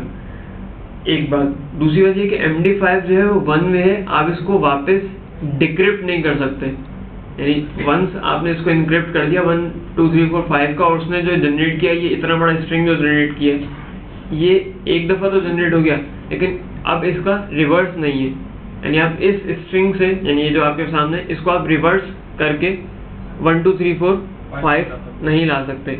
अच्छा, लेकिन ये बात है कि 1 2 3 4 5 का जो हमेशा हैश जनरेट होगा वो यही होगा, इसके अलावा कुछ और नहीं होगा, यानी हर दफ़ा जो 1 2 3 4 5 का जो ये जो इनक्रिप्टेड कोड जनरेट हो रहा है वो ये सेम होगा। इस वजह से कहा जाता है कि MD5 जो है वो ब्रूट फोर्स अटैक के थ्रू जो है वो हम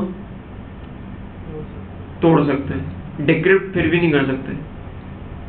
ब्रूट फोर्स क्या होता है, कोई हल्का फुल्का एक वो इसका वो बता दे, ब्रूट फोर्स कोई बता दे क्या होता है, अगर जिन लोगों को मालूम है अच्छी बात है, जिन लोगों को नहीं मालूम वो कोई साहब बाबा से बुलंद। ब्रूट फोर्स अटैक, बूट नहीं, जूता नहीं,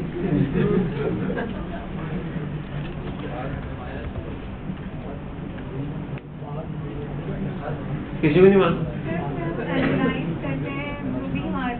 डेटा होता है साइफरटेक्स्ट पैरालाइज करते हैं, फिर जो हम ये पता करते हैं कि जैसे अगर वन के लिए हमेशा यही टेक्स्ट आ रहे हैं, मतलब इन शॉर्ट यूं कह लें तुक्के मारते हैं, यानी आप एक लूप, हाँ लूप के अंदर एक बहुत बड़ी वैल्यू, कम्बिनेशन ऑफ वैल्यूज मिला के और उसका कम्बिनेशन पे कम्बिनेशन बना के, लेट्स सपोज आप कहते हैं कि भाई 5 डिजिट का पासवर्ड है इसका, तो आप 5 डिजिट के अंदर आप 26 लेटर्स, ये ABCDEFGH ये तमाम, और इसी तरह 1 2 3 4 5 ये सो ऑन 0 तक और सो ऑन Z तक, यानी ये और इसका कम्बिनेशन मिला के आप स्ट्रिंग्स बनाते जाते हैं और उसको MD5 करके उस पर हिट मारते जाते हैं, ये कहलाता है ब्रूट फोर्स अटैक। यानी आप कम्बिनेशन, स्ट्रिंग का कम्बिनेशन बनाते जाते हैं। अब इसके कितने कम्बिनेशन बनेंगे, कोई लाखों करोड़ों कम्बिनेशंस बनेंगे इसके, बल्कि इससे भी ज्यादा, उसमें से कोई एक तो लगेगा, ये कहलाता है ब्रूट फोर्स अटैक। MD5 को इसी तरह नहीं पासवर्ड को वगैरह करके वेबसाइट है सर, बकायदा टेक्स्ट बॉक्स होते हैं, उसमें MD5 का कोड डालते हैं तो बकायदा रिटर्न कर देते हैं। हाँ, वो ब्रूट उन्होंने क्या किया कि एक दफा सारे जनरेट कर लिए हुए, ये जितने वो जो उसके हैशिंग है ना, उसके अगेंस्ट उन्होंने स्ट्रिंग्स जनरेट करके अपने एक DB मेंटेन कर लिया। आप जैसे MD5 देते रन टाइम पे कैलकुलेशन नहीं करता वो, करने लगेगा तो फिर तो इसके लिए तो सुपर कंप्यूटर चाहिए आपको, कितनी जल्दी आपको within a second return दे दे, तो वो उसने अपने पास DB मेंटेन किया है, उसमें से आपको वो रिटर्न कर देता है। ये वेबसाइट के ऊपर ज़्यादा प्लेटफॉर्म पे गया तो वहाँ से उन्होंने जवाब दिया इसी किस्म की देना ब्रूट फोर्स ये स्ट्रिंग जो दी है। अच्छा, अब अगर हम उससे कंटेक्ट करें तो ये अगर जो है ना उस वेबसाइट से अगर हम कंटेक्ट करें तो यही कि उसका नंबर देंगे पूरा, देन इसका वो जो है हमें एक्सेस करने का मौका। बिल्कुल बिल्कुल बात पर न्यूमेरिकल या स्पेस हो सकता है। तो कम्बिनेशन है ना भाई वर्ड्स का, तो वो कम्बिनेशन कुछ भी बनाएगा। हमारा ब्रूट फोर्स से लोग तोड़ लेते हैं, लेकिन इतना आसान नहीं, हर कोई नहीं ब्रूट फोर्स अटैक मार सकता।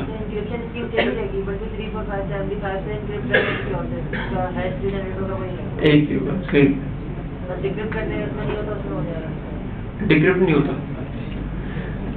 अच्छा, ये बात क्लियर है भाई?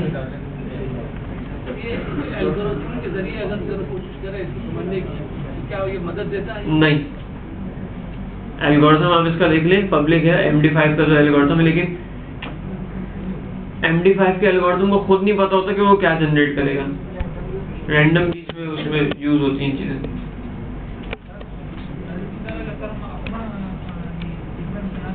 हाँ हाँ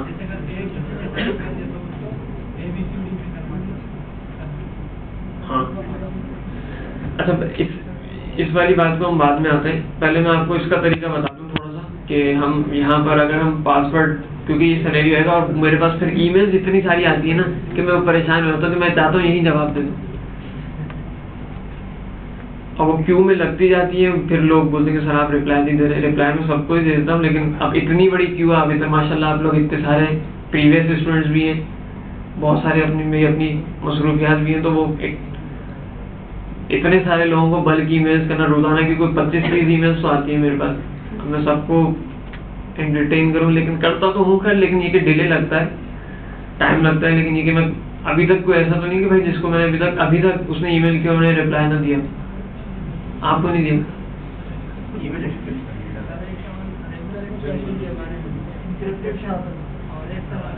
है? अच्छा, ठीक। काफी टाइम हो गया। तो वो दोबारा कर दिया, फिर मेरे पे मैंने डिलीट कर दी होगी या डिलीट हो गई होगी।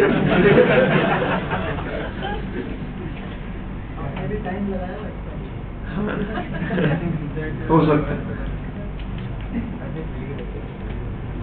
अच्छा जी, हमारे पास एक मेथड है बहुत आसान सा, बेस 64 एनकोड। ये क्या करता है, आपके पास एनकोड कर देता है, लेकिन ये जो है ये वापस डिकोड भी हो जाता है। जी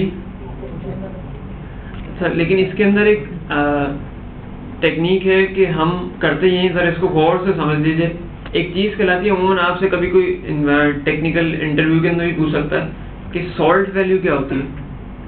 एक हम वैल्यू कहते हैं सॉल्ट वैल्यू, सॉल्ट नमक, जी नमक वाली वैल्यू, ठीक है। अमूमन प्रोजेक्ट्स के अंदर या कोई इस तरह की एप्लीकेशन के अंदर आपके पास हमेशा एक सॉल्ट वैल्यू रखी जाती है, और वो एक कोई भी एक स्ट्रिंग होता है जो एक यूं समझ लें आपका एक पिन कोड होता है, सिक्योरिटी कोड है आपका।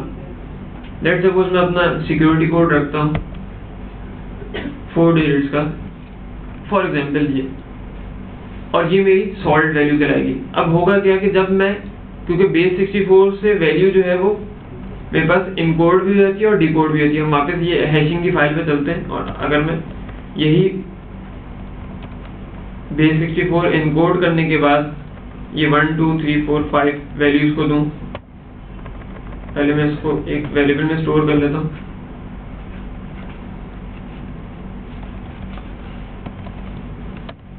उसके बाद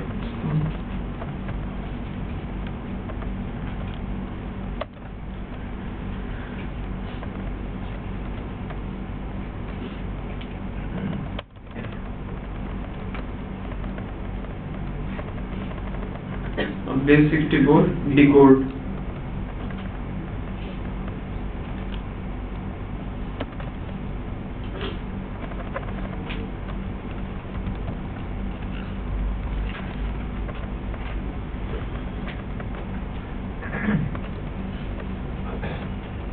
ठीक है जी। 1 2 3 4 5 को जब हमने इनकोड कर दिया बेस 64 इनकोड का मेथड के थ्रू, तो हमारे पास 1 2 3 4 का जो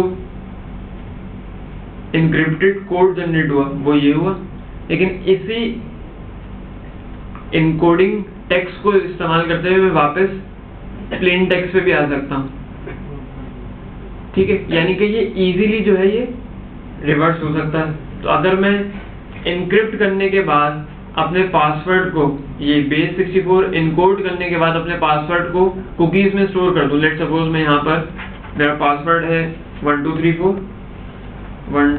4 5 और मैं कुकी के अंदर इसको भी स्टोर करता हूँ, सेट कुकी करता हूँ और अपने पासवर्ड को इस तरह से बेस 64 इनकोड करके कुकीज में स्टोर कर देता हूँ। और जब वापस मैं इसको रिट्रीव करके यहाँ स्क्रीन पे दिखाता हूँ तो वापस डिकोड करके उस टेक्स्ट बॉक्स में दिखा देता हूँ वैल्यू एज अ वैल्यू।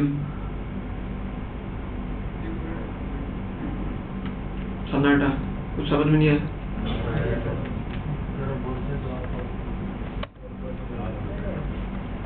मैंने ये कहा कि मैं यूजर नेम तक तो सही था कि अभी सॉल्ट वैल्यू को भूल जाए, ये यहाँ नहीं है, अभी मैंने इसको यूज भी नहीं किया। वैसे यूजर नेम सेट किया था, कुकीज में वैल्यू सेट की थी जो हो गई थी। ठीक है, ये बात क्लियर है।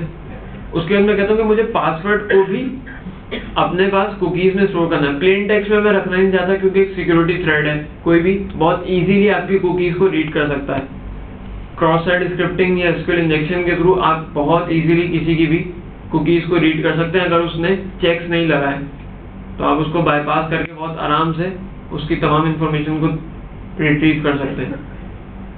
ठीक है, अब मैं चाहता हूँ कि मेरा जो पासवर्ड है वो प्लेन टेक्स्ट में ना हो, तो दूसरा मैंने हल जो यहाँ पर आया कि मैं इसको बेस 64 इनकोड कर लूँ। ठीक है, तो मैंने जब इस प्लेन टेक्स्ट को 1 2 3 4 5 को जब मैं बेस 64 इनकोड करके कुकीज में सेट कर सकता हूँ। अब ये जब मुझे वैल्यू देगा तो ये 1 2 3 4 के बजाय ये वाली वैल्यू होगी और ये आपके पास कुकीज में स्टोर हो जाएगी। क्लियर? हाँ, अब यहाँ पर एक थ्रेड ये है कि भाई मैं बेस 64 इनकोड कर कर कुकीज में रख तो दूं, लेकिन ये तो बहुत इजीली डिकोड हो जाता है। अब क्या किया जाए? MD5 में कर नहीं सकता क्योंकि ये रिवर्स नहीं होता। अब यहाँ पर इस्तेमाल किया जाता है सॉल्ट वैल्यू को। होता ये है, नहीं, हाँ ये भी सेम स्ट्रिंग बनाता है। अच्छा, अब आप इस सॉल्ट वैल्यू को करेंगे क्या कि जब आप अपने बेस 64 करने जाएंगे तो ये सॉल्ट वैल्यू क्योंकि आपको पता है आपने रखी है, चाहे तो आप ये इसको 4 कैरेक्टर्स पे रखें या 5 कैरेक्टर्स पे रखें, आप इसके साथ कॉन्कैट करवा दीजिए। अब जो ये जनरेट करेगा वो क्या होगा? अच्छा, यहाँ पे नहीं, मैं इसको वहां ले जाता हूँ। अब पता तो मुझे भी नहीं क्या करेगा।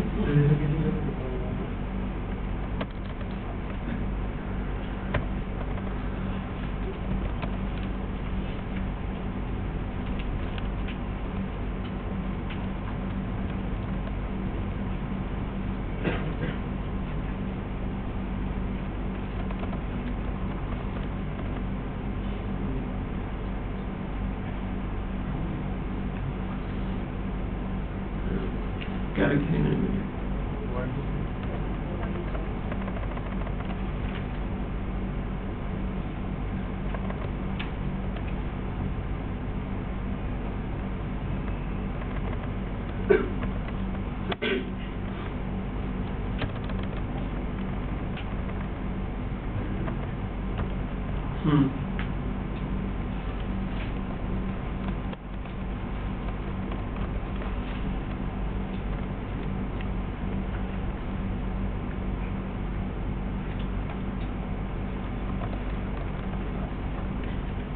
अब जो 1 2 3 4 5 की जो वैल्यू सॉल्ट वैल्यू के साथ जो जनरेट हुई वो है ये। अब ये आप इजीली अपने पास कुकीज में सेव कर सकते हैं। अच्छा, डिकोड ये भी हो जाएगा जब मैं इसको वापस डिकोड करूंगा।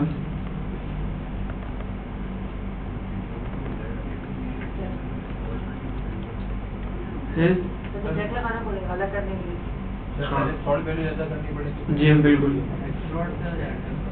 हाँ एक्सप्लोर से हो जाएगा। अच्छा, लेकिन देखिए अब यहाँ पर जो वैल्यू जनरेट हुई है, ऑल्दो के ये डिकोड हो जाएगी, लेकिन जब ये डिकोड होगी तो जो डिकोड होने के बाद आपको मिलेगा रिजल्ट 4D स्टैटिक और उसके बाद 1 2 3 4 5। ठीक है, अब इसमें से आप 1 2 3 4 5 अलग कर सकते हैं। मतलब आपको पता है कि मेरा स्ट्रिंग ये है, इसको आप रिमूव कर दें। str आपको पता है जो भी फाइनल रिजल्ट आया मेरे पास वो ये है, इसमें आपने अपना एक नंबर रखा हुआ। आप चाहें तो दो, वैसे अमूमन 2 रखे जाते हैं सॉल्ट वैल्यूज, एक शुरू में और एक आखिर में, मजीद इसको सिक्योर करने के लिए।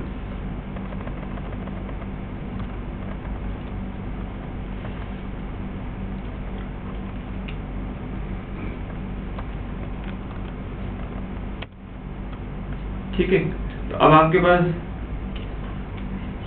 जो फाइनल वापस डिकोड करने के बाद जो स्ट्रिंग होगा वो होगा ये होगा, यही होगा ना भाई, या कुछ और होगा। अब इसमें से आप इस को भी रिमूव करना चाहते हैं और इसको भी रिमूव करना चाहते हैं। सॉल्ट वैल्यू आपने रखी थी, लिहाजा आप ही को मालूम है कि मुझे किस वैल्यू को रिमूव करना है और किसको नहीं करना। अच्छा, ये बहुत रैंडम सा रखा जाता है, ये तो मैंने 4 डिजिट का, या आप थोड़ा बड़ा रखते हैं सॉल्ट वैल्यू जो है, और वो पासवर्ड के साथ रखी जाती है। तो उसके बाद आप इसको आप रिप्लेस कर सकते हैं, एस्टेरिक स्ट्रिंग रिप्लेस, किसमें भी रख लें, कुछ भी रख लें। यूजुअली प्रैक्टिस में क्या होता है, आंखें बंद करके आप ये होता है, आपको फाइल में सेव करना, याद तो रट्टा तो लगाना नहीं, इसका जरूरत क्या है। हाँ जी,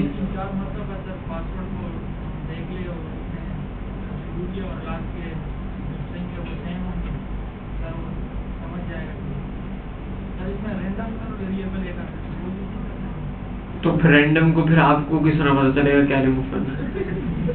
रैंडम रख तो सकते हैं, लेकिन आपको फिर किस तरह पता चलेगा कि क्या आया था? यहाँ पर 2 तरीके कार भी होता है।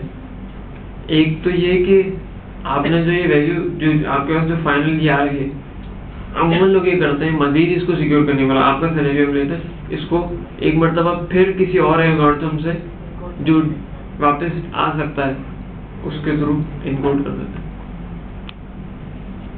जरूरी नहीं ये इनकोडिंग यूज की जाए, और भी बहुत सारे एल्गोरिथम्स हैं जो वापस आ जाते हैं, AES है, DES है, उसके थ्रू। अगर आपको इतना थ्रेड रखना तो आप कुकीज में ना रखें, लेकिन नॉर्मली ये इतना आराम से ब्रेक होता नहीं है, मतलब लोग करते नहीं क्योंकि सॉल्ट वैल्यू आपकी बड़ी होती है। सर अगर सॉल्ट वैल्यू के अंदर सेशन आईडी कुछ वैल्यूज को डलवा दें 1 और 2 के अंदर, सेशन आईडी की वैल्यूज को एक्सप्लोर करवा के जब शुरू और एंटर डाल के तो वो केस में लेकिन सेशन आईडी आपके पास होती नहीं है, वो तो हर दफा रैंडम होती है। ठीक है, ये बात क्लियर है यहाँ तक? जहाँ जहाँ थ्रेड है वहाँ सॉल्ट वैल्यू पेंट करते हैं लोग जी।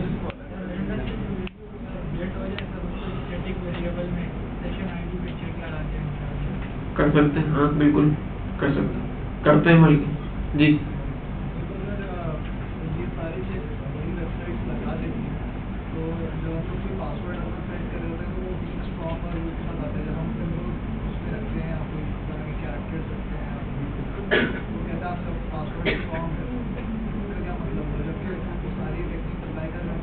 लेकिन वो आपका पासवर्ड भी चाहते हैं ना कि आप भी थोड़ा सा स्ट्रॉन्ग पासवर्ड रखें, जिसमें वो आप स्पेशल कैरेक्टर्स, कैप्स लॉक, 1 2 3 और डिजिट्स, अल्फाबेट सब यूज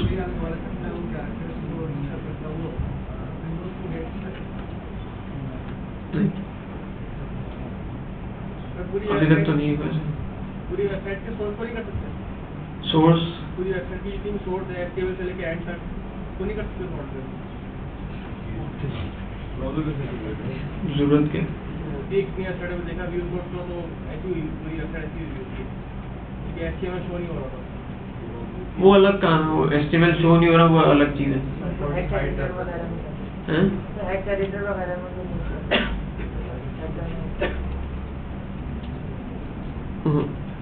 उसकी वो आप फाइल्स इंक्लूड करा देते हैं, लिंकिंग, जैसे हम HTML CSS की फाइल्स को इंक्लूड कराते हैं, लेकिन वो भी नॉर्मली जब आप कंट्रोल मतलब उसका व्यू सोर्स करते हैं तो वहाँ पर आपको दिखती है। आप अगर उसको देखें तो उसमें फाइल इंक्लूड की हुई होती है, HTML में भी फाइल इंक्लूड हो जाती है, आप उनको खोलें उसमें आपको HTML सोर्स मिल जाएगा। नॉर्मली तो हम सिर्फ वो देखते हैं ना, कंट्रोल यू किया कुछ भी नहीं है, बड़ी अच्छी वेबसाइट है, लेकिन वो उसमें लिंकिंग तो की होती है ना, उसमें बिना लिंकिंग के तो वो आ ही नहीं सकता आपके पास, कंटेंट आ ही नहीं सकते। अच्छा जी, मेरे ख्याल यहाँ काफ़ी सारी चीज़ें हमने डिस्कस कर ली।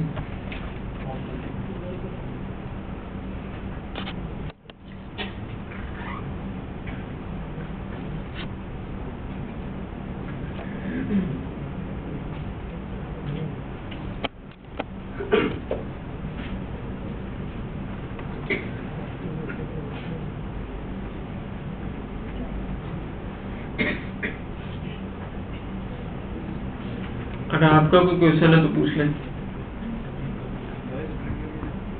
जी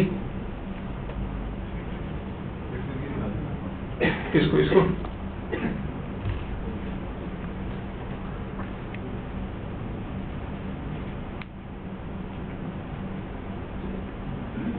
ठीक है। सीजन में स्टेप 1 और स्टेप 2 में जो इन्फॉर्मेशन देते हैं अगर वो चेंज करें 10-12-15 में तो 1 घंटा है वो ब्लॉक हो जाती है। इसीलिए सर क्या होता है, इसके मेथड लगता है उसका ब्लॉक का।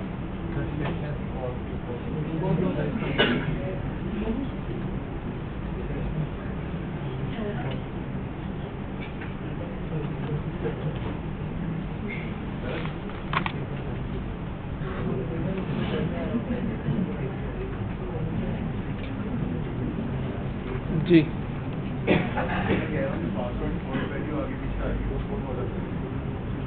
उसको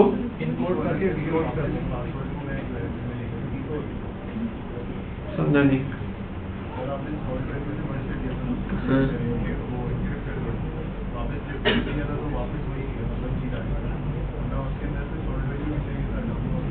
SQL रिप्लेस, सॉल्ट वैल्यू को रिप्लेस कर देंगे आप नल से।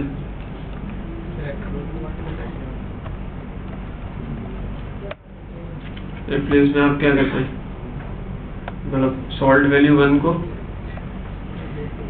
रिप्लेस कर दो नल से किसी स्ट्रिंग में जो आपका ये वापस इनकोडेड जो वो है इसमें वो रिप्लेस हो जाए, खत्म हो जाएगी। चलो क्या पूछ रहे थे? यहाँ पे किसी ने कोई क्वेश्चन पूछा था?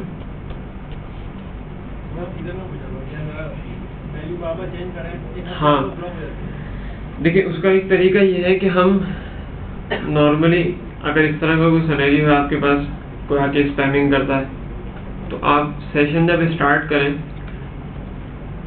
तो देखिए ये सेशन जो है वो इस बंदे के साथ बाइंड होगा, यानी ये जो लैंड किया आपके पेज के ऊपर रजिस्ट्रेशन के प्रोसेस को कंप्लीट कर रहा है। तो यहाँ पर अमूमन जो एक कॉमन प्रैक्टिस है इस तरह के स्पैमर्स को ब्लॉक करने के लिए, वो ये है कि हम रखते हैं सेशन के अंदर ही काउंट। ठीक है जी, अब मैं फर्स्ट टाइम रखता हूँ कि एक दफ़ा है ये तो 1, उसके बाद एक चेक लगता है हमारे पास,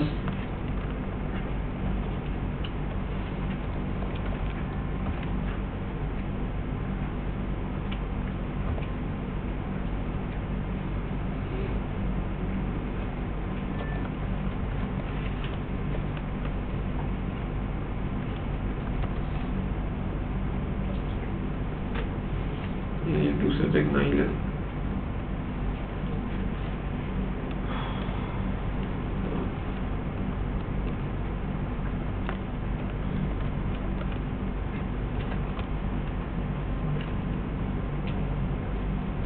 ठीक है सर, आप इसमें एडिशन करते थे, इसके अंदर आप एडिशन कर लें, एक जगह पे इसकी वैल्यू का आप इनिशिएट करते हैं और उसमें प्लस प्लस करते हैं, ये हर दफ़ा जो है सेशन की वैल्यू में 1 ऐड करता जाएगा। जब वो काउंट आपके पास 10 से बड़ा होता है तो आप उसको ब्लॉक कर दें, रोक दें, भगा दें, किसी और जगह रीडायरेक्ट कर दें, या उस आईपी को ब्लॉक कर दें, अपने पास जो है वो आप फायरवॉल में ऐड करा दें, जब तक आप टाइम रखेंगे उसको, जितना टाइम आप रखेंगे वो सब आपके हाथ में होता है। फायरवॉल के अंदर आईपी को हम डाल देते हैं, उस आईपी को ब्लॉक कर दिया जाता है, नॉर्मली हम करते हैं। अच्छा जी, हमारे पास, हाँ सिक्योरिटी लगा रहे हैं अपने एडमिन एरिया पे, जैसे अगर मेरी वेबसाइट एक्टिवेट हाँ एडमिन एरिया पे कितना करना रहेगा। हाँ अगर मेरे सिस्टम पे नेट की स्टैटिक आईपी है तो क्या सर शेयर्ड आईपी है, स्टैटिक आईपी है तो सर मैं आईपी का चेक लगा दूँ कि अगर ये आईपी हो बस कोई आईडी पासवर्ड ये चाहिए। अगर तो स्टैटिक आईपी है तो सही है, नॉर्मली होती नहीं है सर वैसे मिलती है सर, स्टैटिक आईपी मिलती है, लेकिन अगर नहीं है तो क्या करेंगे? और अगर कहीं आप वेब का मतलब क्या है, मैं हर जगह से एक्सेस कर सकूं, आपने अपनी स्टैटिक तो हर दफ़ा आपको अपने घर पे ही जाना पड़ेगा और जाके एक्सेस करना पड़ेगा। सर बाईपास कर सकते हैं। नहीं, अगर आपने आईपी का चेक लगा दिया फिर तो बाईपास नहीं कर सकते, लेकिन सर कोई हैकर अपनी आईपी पे मास्किंग कर ले, मेरी आईपी फिर तो वो नेटवर्क लेयर को हैक कर रहा है ना, आपकी एप्लीकेशन का कसूर थोड़ी है उसमें। अच्छा, यहाँ पर वैसे ये बंद हो गया।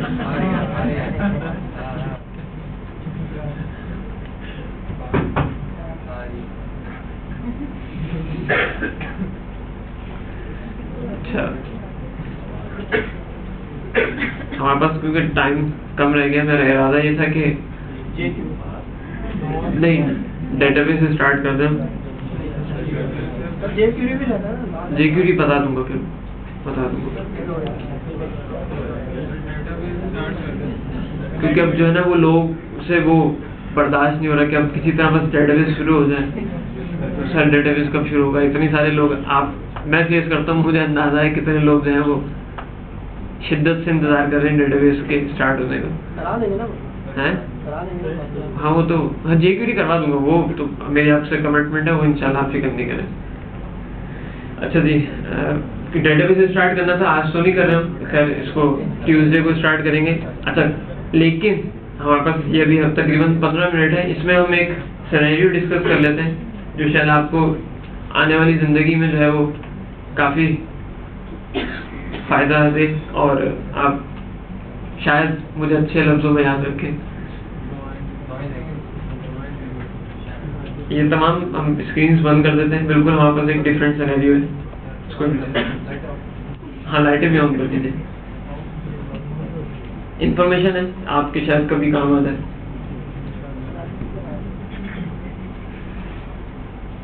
आप लोगों ने अमूमन देखा होगा कि हम फॉर्म्स के ऊपर, लाइट्स खोल लीजिए, हम फॉर्म्स के ऊपर कैप्चा लगाते हैं।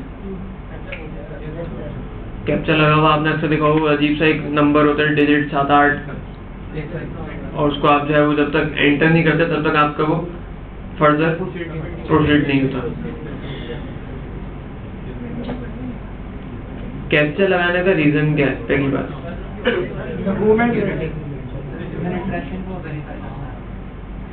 तो फॉर्म तो ह्यूमन ही फिल करता है, कभी कोई अच्छा बॉट्स भी करते हैं।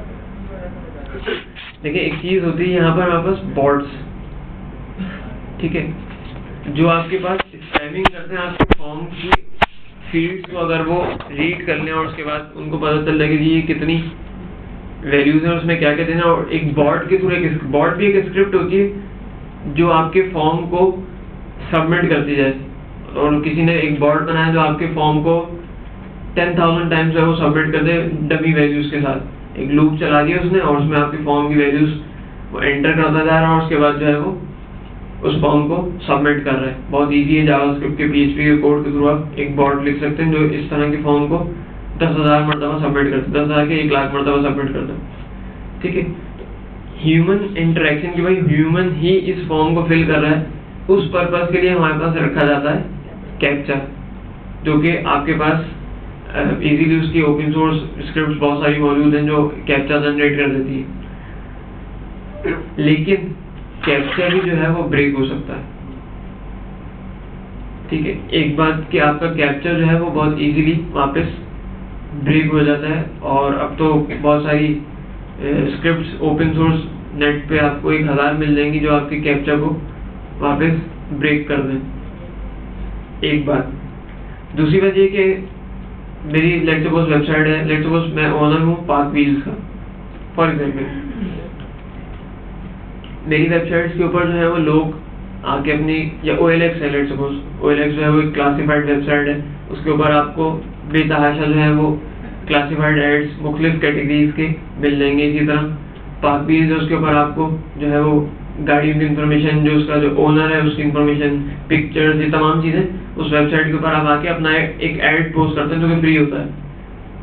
ये तमाम इंफॉर्मेशन जो है वो आपने जो आपकी वेबसाइट पे डिस्प्ले है, ये मेरे लिए फ़ायदेमंद है, आपके लिए फ़ायदेमंद है, और सब लोगों के लिए फ़ायदेमंद। जो भी इससे इंटरेक्ट या जिसको ज़रूरत है वो इस तरह की इंफॉर्मेशन ला के सर्च करेगा कहाँ पर, आपकी वेबसाइट के ऊपर, या फिर गूगल के ऊपर सर्च करेगा कि मुझे कोई गाड़ी लेनी है या कोई भी XYZ कोई भी OLX के ऊपर क्लास है, तो वहाँ पर कोई मोबाइल फ़ोन खरीदना है, XYZ इस तरह की इंफॉर्मेशन आप जाके गूगल पे सर्च करते हैं तो वहाँ से आपको उसके लिंक्स मिल जाते हैं कि जी आप OLX से खरीदे, OLX पे आपको एक क्लासिफाइड ऐड मिल जाता है, या पार्क व्हील्स के ऊपर उस रेलिवेंट गाड़ी मिल जाती है, तो आप वहाँ से उसकी इंफॉर्मेशन कॉन्टेक्ट कर लेते हैं।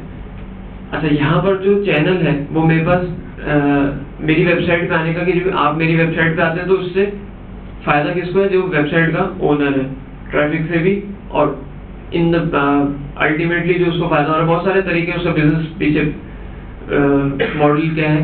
बहरहाल आपकी अगर वेबसाइट पे कोई भी आ रहा है, ट्रैफिक बढ़ रहा है, तो इससे आपको फ़ायदा हो रहा है जिसकी वेबसाइट है। अच्छा, ये इंफॉर्मेशन जो है वो पब्लिक है, पब्लिक है ना, मतलब हर बंदा जो है वो OLX के ऊपर क्लासिफाइड के ऐड को देख सकता है, व्यू कर सकता है। इसी तरह और वेबसाइट्स के ऊपर इन्फॉर्मेशन, और मकसद ये ऐसा तो नहीं कि हम छुपा दें इन्फॉर्मेशन को, कि नहीं दिखानी। एक बंदे ने क्लासिफाइड ऐड पोस्ट किया, आप वो इन्फॉर्मेशन उसकी वेबसाइट पे दिखाई नहीं रहे, तो नेक्स्ट टाइम कोई आके आपकी वेबसाइट पे कोई ऐड पोस्ट करेगा, कोई भी नहीं कर भाई तो दिखाते ही नहीं, ऐड पोस्ट करवा लेते हैं, दिखाते कुछ भी नहीं। तो अब ये जो इन्फॉर्मेशन है ये आपका एसेट है, मैं अगर ओनर हूँ तो ये जो इन्फॉर्मेशन है ये मेरे लिए फायदेमंद है, और ये इससे मैं बिजनेस कर रहा हूँ। यानी ये जो लोग अपनी इन्फॉर्मेशन देके जा रहे हैं और जो सारी चीज़ें, ये मेरे लिए बहुत इम्पोर्टेंट है, और यही मेरी वेबसाइट का मेन कंटेंट भी है और मेरी वेबसाइट की पॉपुलैरिटी का रीज़न भी है। ठीक है, और ये मेरा एक तरह से एसेट है। अगर कोई मेरे एसेट को चुरा ले तो क्या आप चुराने देंगे? बिल्कुल भी नहीं। ठीक है, लेकिन अच्छा, अब तरीका क्या है कि भाई लाखों करोड़ों आपके पास ऐड पोस्ट हुए हैं हर कैटेगरी के अंदर, कोई भी ऐड सर्च करे और आप उसको उससे रेलिवेंट एड्स या प्रोडक्ट मिल जाती है। मैं एक चोर हूँ फॉर एग्जाम्पल, मैंने एक स्क्रिप्ट बनाई जो कि इसकी वेबसाइट को क्रॉल करती है, जैसे हमारे पास गूगल का क्रॉलर होता है, बॉट होता है, इन अदर वर्ड्स बॉट से आप लोग फेमिलियर है, इसको वैसे क्रॉलर भी कहा जाता है। क्रॉलर बोली बच्चे क्रॉलिंग करते हैं, तो जी तो क्रॉलर मैं बना सकता हूँ जो इस वेबसाइट के ऊपर लैंड करे और इसके तमाम लिंक्स को रीड करता जाए स्टेप बाय स्टेप, मतलब जितने भी इसके ऐड पोस्ट किए हुए, और उसको मैं किसी भी एक मैंने बॉट बनाया, मैं उसको पार्स करके उसकी जो इन्फॉर्मेशन है जो उसने वेबसाइट पे दिखाई है उसको अपने पास डेटाबेस में स्टोर कर दूं और अपनी एक वेबसाइट उसके पैरेलल खड़ी कर दूं, वहां से चुराई हुई वेबसाइट इन्फॉर्मेशन अपने पास दिखा दूं। अच्छा, वहां पर ईमेल एड्रेस और फोन नंबर्स भी अवेलेबल है, मैं ईमेल मार्केटिंग या SMS मार्केटिंग के थ्रू उसको बता सकता हूँ कि मेरी वेबसाइट भी, अब आप अपनी इन्फॉर्मेशन जो है वो या अपना ऐड यहाँ पे भी पोस्ट कर सकते हैं, कर सकता हूँ बहुत ईजी, और ईमेल एड्रेस भी मिल गया और फोन नंबर भी मिल रहा है, तो आइदर मैं SMS मार्केटिंग कर दूँ या ईमेल मार्केटिंग के थ्रू उसको मैं किसी तरह टारगेट कर सकता हूँ। और इसके साथ साथ पहले एक काम करूँ कि मैंने उसकी वेबसाइट देखी है, मैंने उसका एक ऐसा एरिया देखा, पार्क व्हील्स का एक ऐसा एरिया देखा कि जो लैग करता है। अगर उसमें ये चीज भी होती ना तो यूजर को मजीद फैसिलिटेट होती। उसकी जो वेबसाइट है ऑल तो बहुत अच्छी है, लेकिन अगर इसमें एक चीज ये होती ना, मतलब कोई भी एक ऐसा फीचर जो मिसिंग एलिमेंट है उसका, तो आपने अपनी एक और पैरेलल उसकी वेबसाइट बनाई, आप थोड़े से डेढ़ होशियार निकले, आपने उस कमी को पूरा करके, जो उसमें एक चीज जो मिसिंग एलिमेंट था उसको पूरा करके एक और वेबसाइट बनाई। डेटा सारा, क्योंकि आपने आज ही वेबसाइट लॉन्च की तो इन्फॉर्मेशन तो एड्स जो है वो आपके पास होंगे नहीं, तो आपने 2-4 वेबसाइट से जो है वो पोस्ट जो क्लासिफाइड एड्स से, सॉरी जो लोगों ने एड्स पोस्ट किए हुए थे उनको आपने चुराया, अपनी वेबसाइट पे लाया, उसके बाद मार्केटिंग की और उसके बाद आपकी वेबसाइट जो है वो over the night successfully launch हो गई और आपने चुराए हुए काम से अपना बिजनेस स्टार्ट कर दिया। करते हैं लोग। अच्छा, अब मैं चाहता हूँ कि मेरी इन्फॉर्मेशन कोई चुरा ना सके। मैं ऐसा बॉट लिख सकता हूँ जो कि उस पूरी वेबसाइट को क्रॉल करके उसमें से इन्फॉर्मेशन को निकाल ले, गेट कर ले। मुझे उस बॉट को रोकना है कि जो मेरी इन्फॉर्मेशन को चुरा के ले जा रहा है। अच्छा, अब बॉट्स जो है वो आपकी वेबसाइट के ऊपर मुख्तलिफ किस्म के होते हैं। हर वेबसाइट के ऊपर जो है वो मुख्तलिफ नौइयत के बॉट्स जो है वो एक वक्त में भी और डिफरेंट टाइम में भी लैंड करते हैं। फॉर एग्जाम्पल, गूगल का क्रॉलर है या बॉट है, वो आपके पेजेस को इंडेक्स करने आ रहा है। अच्छा, आप चाहते हैं कि जी मैं गूगल को तो नहीं रोकूं, क्योंकि गूगल इंडेक्स करेगा तो ही मेरी वेबसाइट जो है वो सर्च इंजन में ऊपर नजर आएगी। अगर आप तमाम बॉट्स को रोक दें तो गूगल भी रुक गया। ठीक है, आप बिंग है, याहू है, इन लोगों के जो बॉट्स हैं या और जो भी सर्च इंजन हैं जो दुनिया में जो इस वक्त वेल नोन है या जो ज़्यादा इस्तेमाल किए जाते हैं, गूगल, याहू, बिंग, इनको आप चाहते हैं कि ये तो आए और ये सक्सेसफुली क्रॉल करें, इंडेक्स करें। अच्छा, ये लोग चोर नहीं है, मतलब इनका मकसद चुराना नहीं है डेटा, मकसद इनका आपके पेजेस को अपने पास इंडेक्स करना है ताकि सर्च में वो आपको दिखा सके, आपके जो पेजेस हैं वो सर्च रिजल्ट में टॉप पे आ सके। ठीक है, आपने इनको नहीं रोकना। लेकिन एक जो चोर है जिसने एक स्क्रिप्ट इसी मकसद से, एक क्रॉलर सिर्फ इस मकसद से लिखा है कि आपकी वेबसाइट से जो है वो कंटेंट्स को चुरा कर अपने पास ले जाए, उसको आपने रोकना है। ये कहलाते हैं बैड बॉट्स। बैड बॉट्स, गंदे बच्चे। ठीक है जी, बैड बॉट्स, इसको आपको रोकना है। तो इसको रोकने के लिए आप क्या करेंगे, किस तरह से इनको रोकेंगे, other than Google, Yahoo and so on?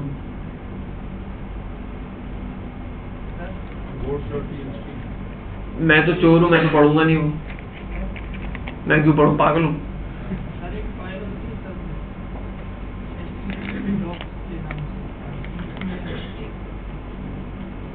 HT-Access, मैं क्यों पढ़ूंगा वो, ऐसी इन्फॉर्मेशन क्यों पढ़ूंगा जहाँ पे मेरे लिए रिस्ट्रिक्शंस लगी हो। मैं तो डायरेक्ट आऊंगा, साइट पे लैंड करूंगा।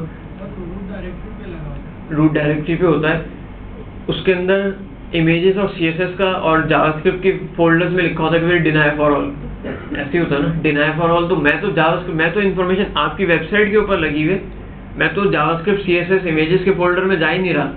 क्रॉलर कभी भी उन फोल्डर्स में नहीं जाता, वो तो आपकी साइट के ऊपर लैंड कर रहा है, उसको HTML नजर आ रही है, वो step by step, pages by pages crawl करता जा रहा है और तमाम वेबसाइट के डेटा को वो एक दफा में, आपने जो 5 साल में इतनी मेहनत करके डेटा इकट्ठा किया, वो एक दफा आया, 3 दिन उसकी स्क्रिप्ट चली, उसने पूरा डेटा आपका साइट से उठाया, अपने पास कॉपी किया और 1 हफ्ते में उसकी वेबसाइट जो है वो आपसे अच्छी तैयार।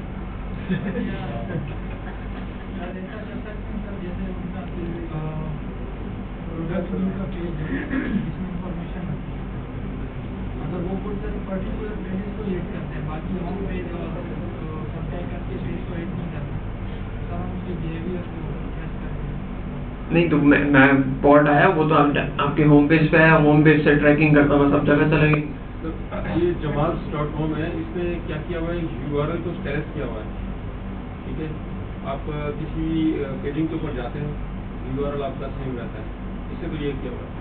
phonebook.com.pk है, उसमें क्या किया हुआ है कि आप 4 पेजिंग के पेज नंबर 2 या 3 या 4 तक जाते हैं, वो कैप्चा दे देता है नीचे, जबकि yellowpages.com जो, तो मैंने कहा ना कैप्चा दे रहे हैं, कैप्चा भी मैं तोड़ लूंगा। तो अब कैप्चा तो टूट जाता है। हाँ, मैं तो कैप्चा भी तोड़ लूंगा। और बोलो, जितने टाइप्स के भी ले आए सब टूट जाते हैं। वॉइस वाले लेकिन अब वो भी इनक्रिप्ट हो रहे हैं। तो ये बॉट का क्या कोई स्क्रिप्ट है जावा का जिसमें? जी, जावा की PHP में लिखते हैं बॉट, जरूरी थोड़ी है आप जावा में लिखते हैं।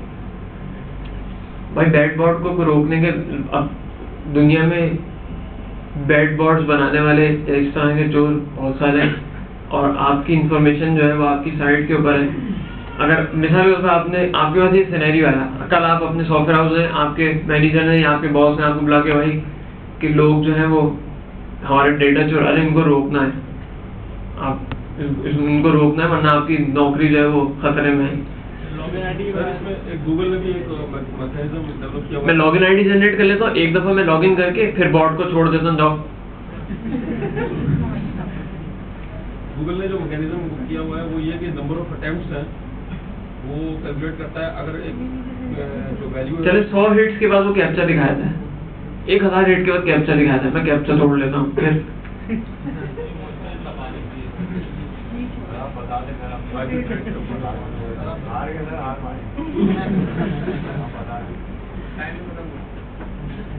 नहीं 2 मिनट है, सोचें तो सही। वायरस बनाने वाली एंटीवायरस बनाते हैं। एंटीवायरस बनाने वाले वायरस बनाते हैं। बहरहाल ये वो सिनेरियो नहीं है, हम वायरस या एंटीवायरस नहीं बना रहे। अच्छा, ये इसको आप सर्च कीजिएगा गूगल के ऊपर, how to stop bad bots. इसकी बहुत सारी टेक्निक्स हैं, हम चंद उसमें एक मैं आपको बताता हूँ। वैसे तो 3-4 टेक्निक्स हैं इसको रोकने की। एक टेक्निक तो ये है कि जी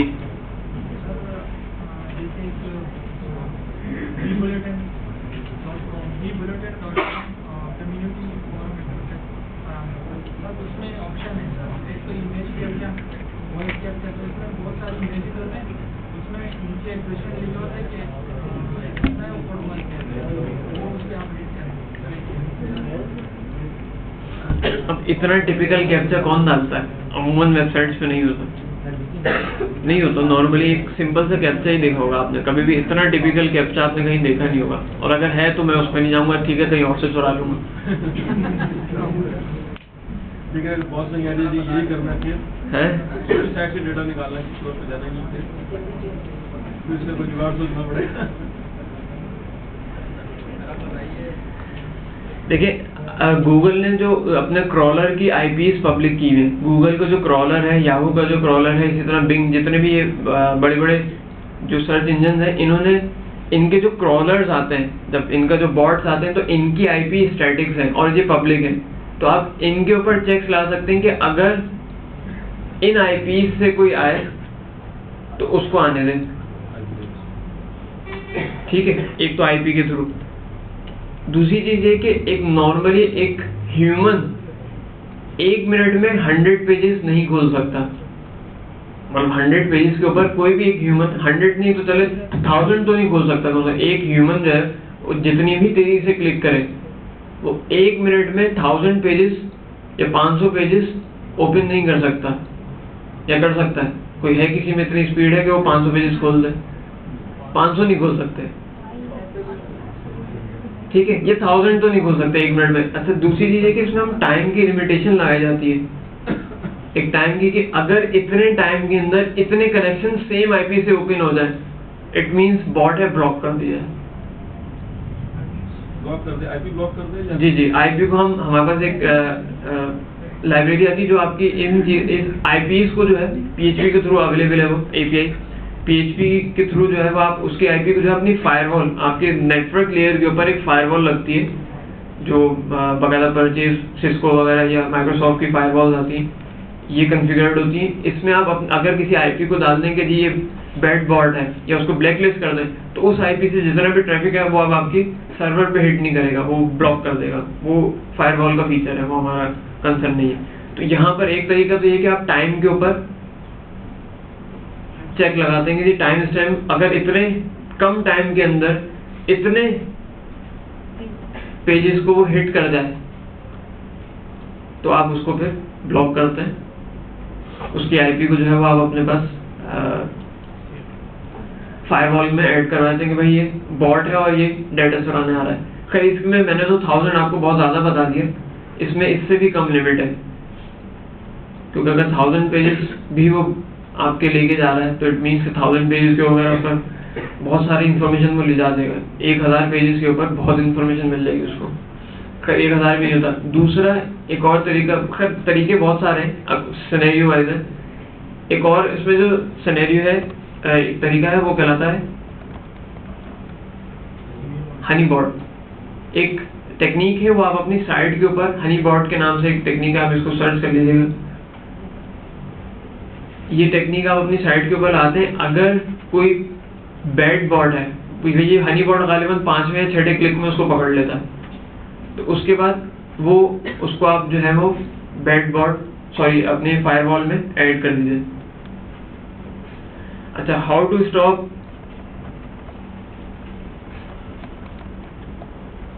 बैड बॉट, इसको आप गूगल पे सर्च कीजिएगा और कुछ आपको आर्टिकल्स, कुछ फोरम्स पे, कुछ हैकर्स के आपको ट्यूटोरियल्स वगैरह या कुछ इस तरह के लिंक्स मिलेंगे, तो उनको भी रीड कर लीजिएगा। आपको मजीद इन्फॉर्मेशन मिल जाएगी कि किस तरह से, बहुत आसान टेक्निक्स हैं लेकिन बहरहाल है मौजूद।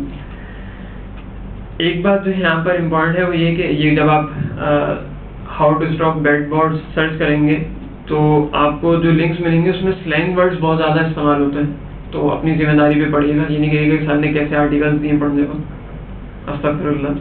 तो अपनी जिम्मेदारी पे पढ़िएगा। इसमें स्लैंग वर्ड्स और जो गैर इखलाकी जो गुफ्तगू होती है वो भरमार होती है इसके अंदर, क्योंकि वो अमूमन गालियाँ वालियाँ बहुत दी जाती हैं इसके अंदर। वो आपको बताएंगे कि जी फलां, अपने अपने लोगों ने एक्सपीरियंस भी शेयर किए होते हैं यहाँ पर। लेकिन आप जब भी बैड वर्ड्स लिखेंगे तो आपको डेफिनेटली ये तय है कि आपको मिलेंगे स्लैंग वर्ड्स ही, ठीक है। तो अपनी जिम्मेदारी पे पढ़िएगा। लेकिन ये एक तरीका है, बहरहाल इसको रोकना भी है क्योंकि एक हमारा एक मजबूरी है, तो इस वजह से हम इस तरह की चीज़ों को रीड करने के भी वो हैं, ठीक है जी। अच्छा, दूसरी बात ये कि, बल्कि आखिरी बात ये कि लैब नहीं होगी 5 और 1। पहले आप लोग सब 5 में आ जाइएगा, ऊपर जो है 3rd फ्लोर के ऊपर 3:30 बजे नमाज और लंच का ब्रेक लेने, उसके बाद 3:30 बजे ऊपर लैब, पहले सब लोग लैब 5 में आ जाएगा। आज हमारे पास अल्हम्दुलिल्लाह 2 लैब्स हैं, लैब 5 और लैब 1, ठीक है जी।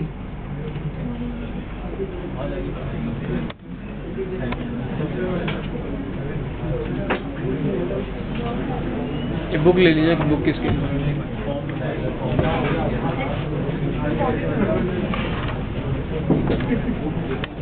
और इसमें से एक वीडियो डिलीट करके और जो वीडियो अब तक की है ना वो सेंड कर दें। चलो मैं सॉर्ट आउट कर लूँगा फिर दे दूँगा सर। डायरेक्ट कर देना आज नहीं सर, फिर हमारे लिए मसला होता है। नहीं, मेरे लिए कोई मसला नहीं होगा।